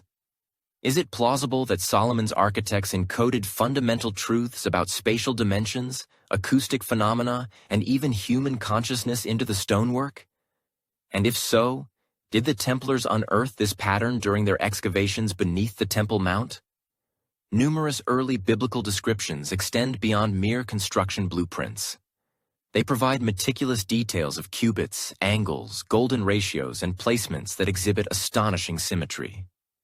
When these elements are superimposed onto recognized geometric forms, certain researchers discern precise congruences with the flower of life, the golden mean, and other designs subsequently linked to sacred geometry. Could it be that these schematics were not solely for aesthetic appeal but possessed functional attributes? That the temple was erected to concentrate or unleash energy? Analogous to how ancient megalithic structures such as Stonehenge or the pyramids appeared to interact with natural forces, some propose that the temple's original ground plan aligned not only with celestial cycles, but also with brainwave frequencies and acoustic harmonics. References in ancient Hebrew texts characterize the temple as a locale where sound permeated stone much like wind traverses foliage, suggesting that the edifice channeled vibrations. Could specific rituals conducted within the temple have been amplified by the very configuration of its walls? And could those frequencies have influenced states of consciousness, eliciting visions, profound understanding, or altered perception? If so, then the temple was not merely a dwelling for divinity. It was a cartographic representation of how to commune with the divine. The Templars, trained as warrior monks, may have recognized these indications. During their peregrinations, they encountered Islamic architecture replete with mathematical symbolism, Hebrew scriptures rich with measurements and ratios, and Greek treatises concerning divine proportions. It is asserted that subsequent to their tenure in Jerusalem, their own architectural endeavors underwent a transformation. Circular churches, intricate cathedrals, and helical staircases began to manifest in their commanderies. Some of these conformed to the ratios observed in Solomon's temple. Could this have been their method of preserving their discoveries by replicating them in stone? One hypothesis maintains that they became aware of a clandestine ratio embedded within the temple's architectural scheme. A ratio not yet fully comprehended, but one that manifests in biological structures, light, and even atomic configuration. Some refer to it as the divine scale. It has been identified in the spacing of Rosslyn Chapel, the design of Chartres Cathedral, and even in the precise curvatures of the DNA double helix. Could this code embody a universal truth, a hidden mathematics that interconnects the human organism, celestial bodies, and consciousness itself? And if so, did the temple's constructors possess this understanding? There exists a carving in France depicting a Templar kneeling within a triangle encircled by concentric rings. Some interpret it as a meditation diagram. Others consider it a master plan. Its exact dimensions, when transcribed, yield a sequence of numerical values that appear in quantum equations and soundwave patterns. Could this signify that the Templars preserved not merely artifacts but advanced knowledge? And if knowledge is encoded in ratios and forms, could these codes still be utilized in the contemporary era? In modern physics, scientists discuss resonance, the concept that entities, including cognitive faculties, can synchronize with specific frequencies. The temple may have been engineered to generate resonance with the Earth's geomagnetic field, the human nervous system, or even the concealed architectures of space-time. If this is the case, then it functioned as an intermediary, a place where heaven and earth resonated on the same frequency. Could that represent the authentic Grail? Not a vessel, but a state of existence unlocked through sacrosanct architecture. Some whisper that this is the underlying reason why the Vatican has strenuously endeavored to suppress Templar knowledge. Because if humanity comprehended that geometry could alter perception, that edifices could awaken profound understanding, then religious devotion would no longer be restricted to written texts or altars. It would become something one could enter, something one could experience. A parchment discovered in southern Italy, believed to be of Templar provenance, mentions the shape that opens. A schematic of interlocking triangles and circles intended for construction in stone. Scholars debate whether this constituted an early cathedral design or something more profound, a cipher for unlocking memory, energy, or even temporal perception. There are accounts that specific cathedrals influenced by Templar design evoke unusual sensations, feelings of lightheadedness, clarity, or even profound emotional experiences when one stands in their precise geometric centers during equinoxes. Are these collateral effects or deliberate experiences? If the Templars ascertained that Solomon's temple served as a portal, then they may have dedicated centuries to attempting to replicate it, not for devotional purposes, but for activation. And perhaps they achieved success, not on a single occasion, but repeatedly. Across Europe, cathedrals, chapels, and towers all exhibit indications of this design. Golden ratios, symmetrical mirroring, alignments with solstices, and helical acoustics. Could this interconnected network of structures constitute a circuit? A system left behind to preserve a forgotten pattern? If so, then the authentic heritage of Solomon's temple is not interred. It is conspicuously present in masonry, in reverberations, in the unspoken mathematics that binds the cosmos. By the time the final Templar Grandmaster was immolated at the stake in the early 14th century, the public narrative of the order was essentially concluded. However, their silence did not signify cessation. It marked a transition. Their names were expurgated from records. Their edifices were seized or demolished, and their symbols were denounced as heresy. Yet, in the annals of history's shadows, echoes of their presence lingered, not in official documents, but in architectural forms, popular lore, and ceremonial practices.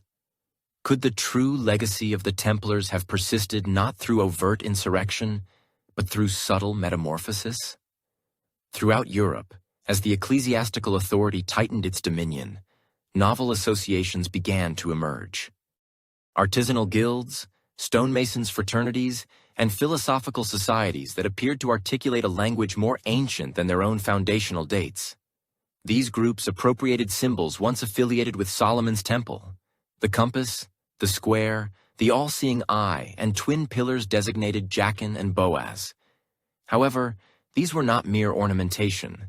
They constituted an integral part of a coded system, comprising initiations, hierarchical degrees, and rituals that mirrored the ancient wisdom the Templars were rumored to have safeguarded.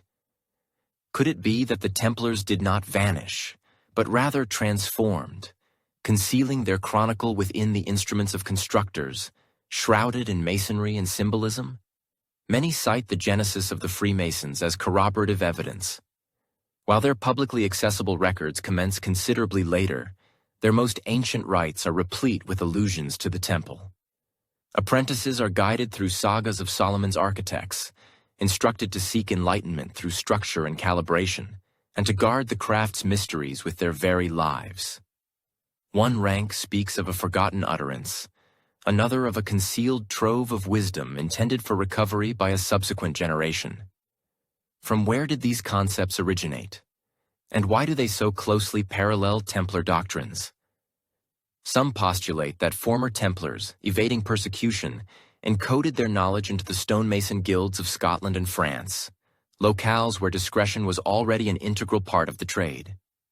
Others assert that particular lineages, such as the Sinclairs of Roslin, served as intermediaries between the fading order and the emerging craft, transmitting not merely genetic heritage, but blueprints, rituals that encrypted Solomon's geometry, Templar allegiances, and the vision of a sacred order beyond the Church's dominion. Is this the reason Freemasons attribute such significance to Solomon's temple, even though its complete meaning eludes many members? Could the temple signify more than a narrative to them? Could it be a template, an allegory, a cipher concealed in plain sight? Even in regions where the Church's authority was absolute, these emblems permeated. Cathedrals erected by unknown builders feature flawless geometric configurations, rose windows reflecting divine proportions, and enigmatic carvings of individuals bearing implements, scrolls, and celestial bodies. These were more than mere artisans. They were heralds, secreting fragments of a suppressed reality. And while the Church censured Templar heresies, it frequently appropriated their legacy in private, assimilating their architectural styles, repurposing their edifices, and co-opting their narratives. Could this explain why some pontiffs donned vestments adorned with 8-pointed crosses or constructed palaces atop former Templar strongholds? Were they asserting triumph, or subtly acknowledging a power they could not vanquish? The enigma deepens upon tracing its path across national boundaries into Spain, Portugal, and even the Americas. Symbols associated with the Templars reappear, sculpted into ancient mission walls, etched into colonial insignias, and embedded in early legal documents. These were not arbitrary embellishments. They adhered to patterns, preserved like a whisper passed from person to person. Some scholars believe that the Templar legacy was designed for survival precisely in this manner. Dispersed, fragmented, hidden within vocations and pledges, awaiting recognition by discerning observers. Could the constructors of later centuries' masons, architects, philosophers, have been conveying elements of a lost worldview once rooted in Solomon's temple? A framework of thought that fused sacred geometry, divine proportion, and spiritual discipline. And if so, was that system still under construction, not solely in stone, but in intellects? One peculiar detail recurs consistently: the employment of veiled language. Instead of designating Solomon, texts allude to the first master. Instead of mentioning Jerusalem, they refer to the Eastern Light. These euphemisms surface in ancient Freemason rituals and early Rosicrucian treatises. Could this encrypted discourse signify the survival of core concepts, albeit solely in shadow? And if so, who maintained the tradition? Some posit that within contemporary secret societies, vestiges of Templar rituals still persist, not for conspiracy or domination, but for preservation. That somewhere, concealed in ceremonial halls and overlooked vaults, reside duplicates of scrolls, diagrams of the temple's layout, and chronicles of what the original knights discovered. Could the true secret be that the knowledge never departed, merely altered its designation? That the builders of cathedrals, temples, and even nations were drawing from a hidden source older than any flag or creed? The Templars may have been expunged from the Church's records, but their echoes persisted, carved in stone, hymned in symbols, and quietly conveyed from one generation to the next. Their narrative did not conclude at the pyre.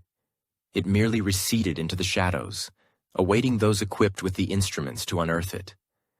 Within Solomon's temple existed a chamber so hallowed that only one individual could enter it annually, and then only subsequent to purification.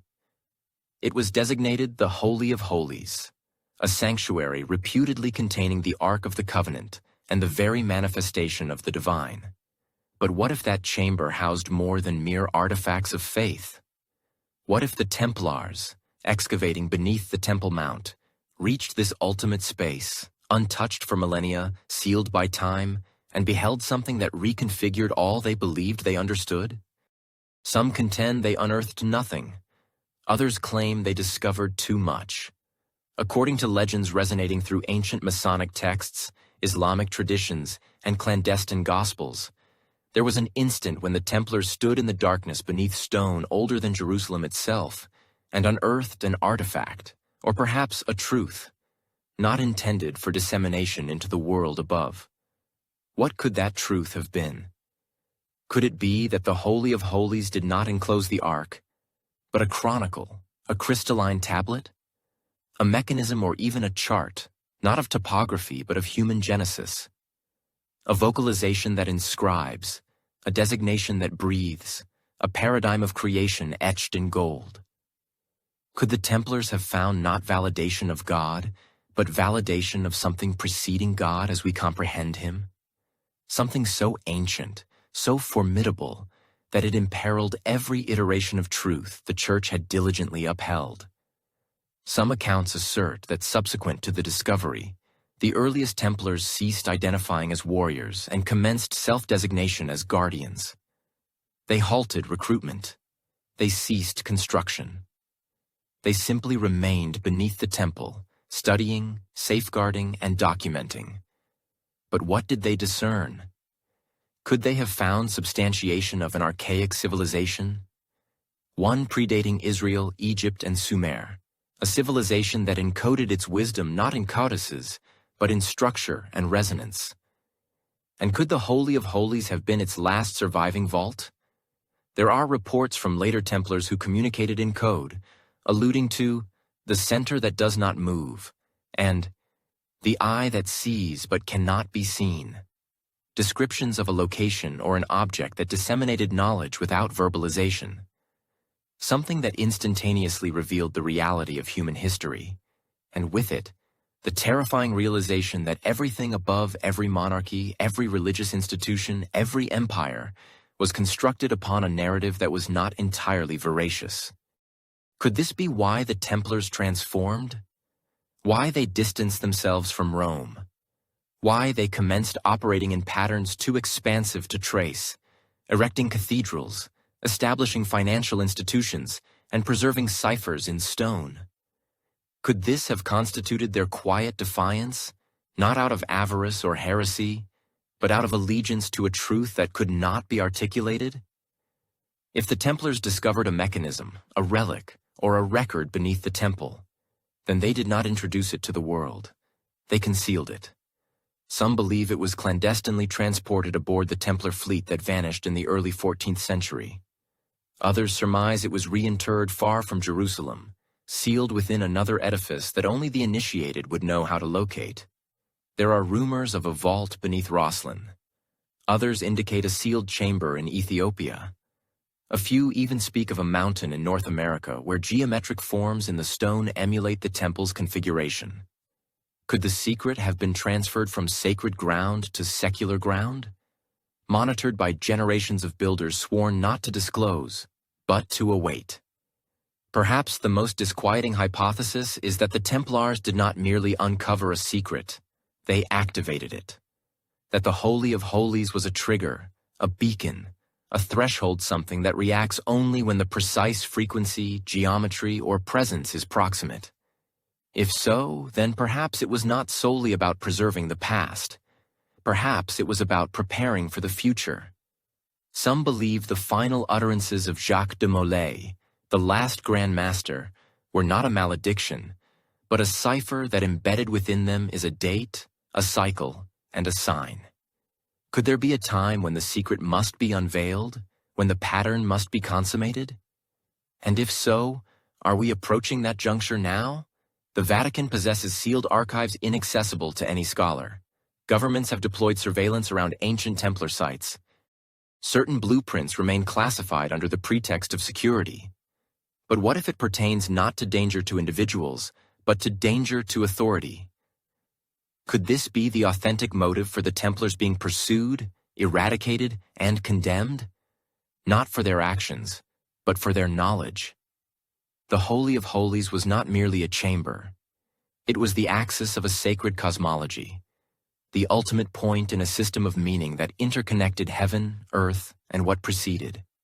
If the Templars perceived it, touched it, or apprehended it, then they carried with them the single most formidable threat to empires, a truth too immense for control. That is the ultimate enigma, that the temple was not merely a locale, but a communique. That history as we perceive it was revised to safeguard those in positions of power, and that somewhere, embedded in stone or sealed in symbols, the original script still awaits deciphering, not by monarchs or clerics, but by those willing to perceive without apprehension.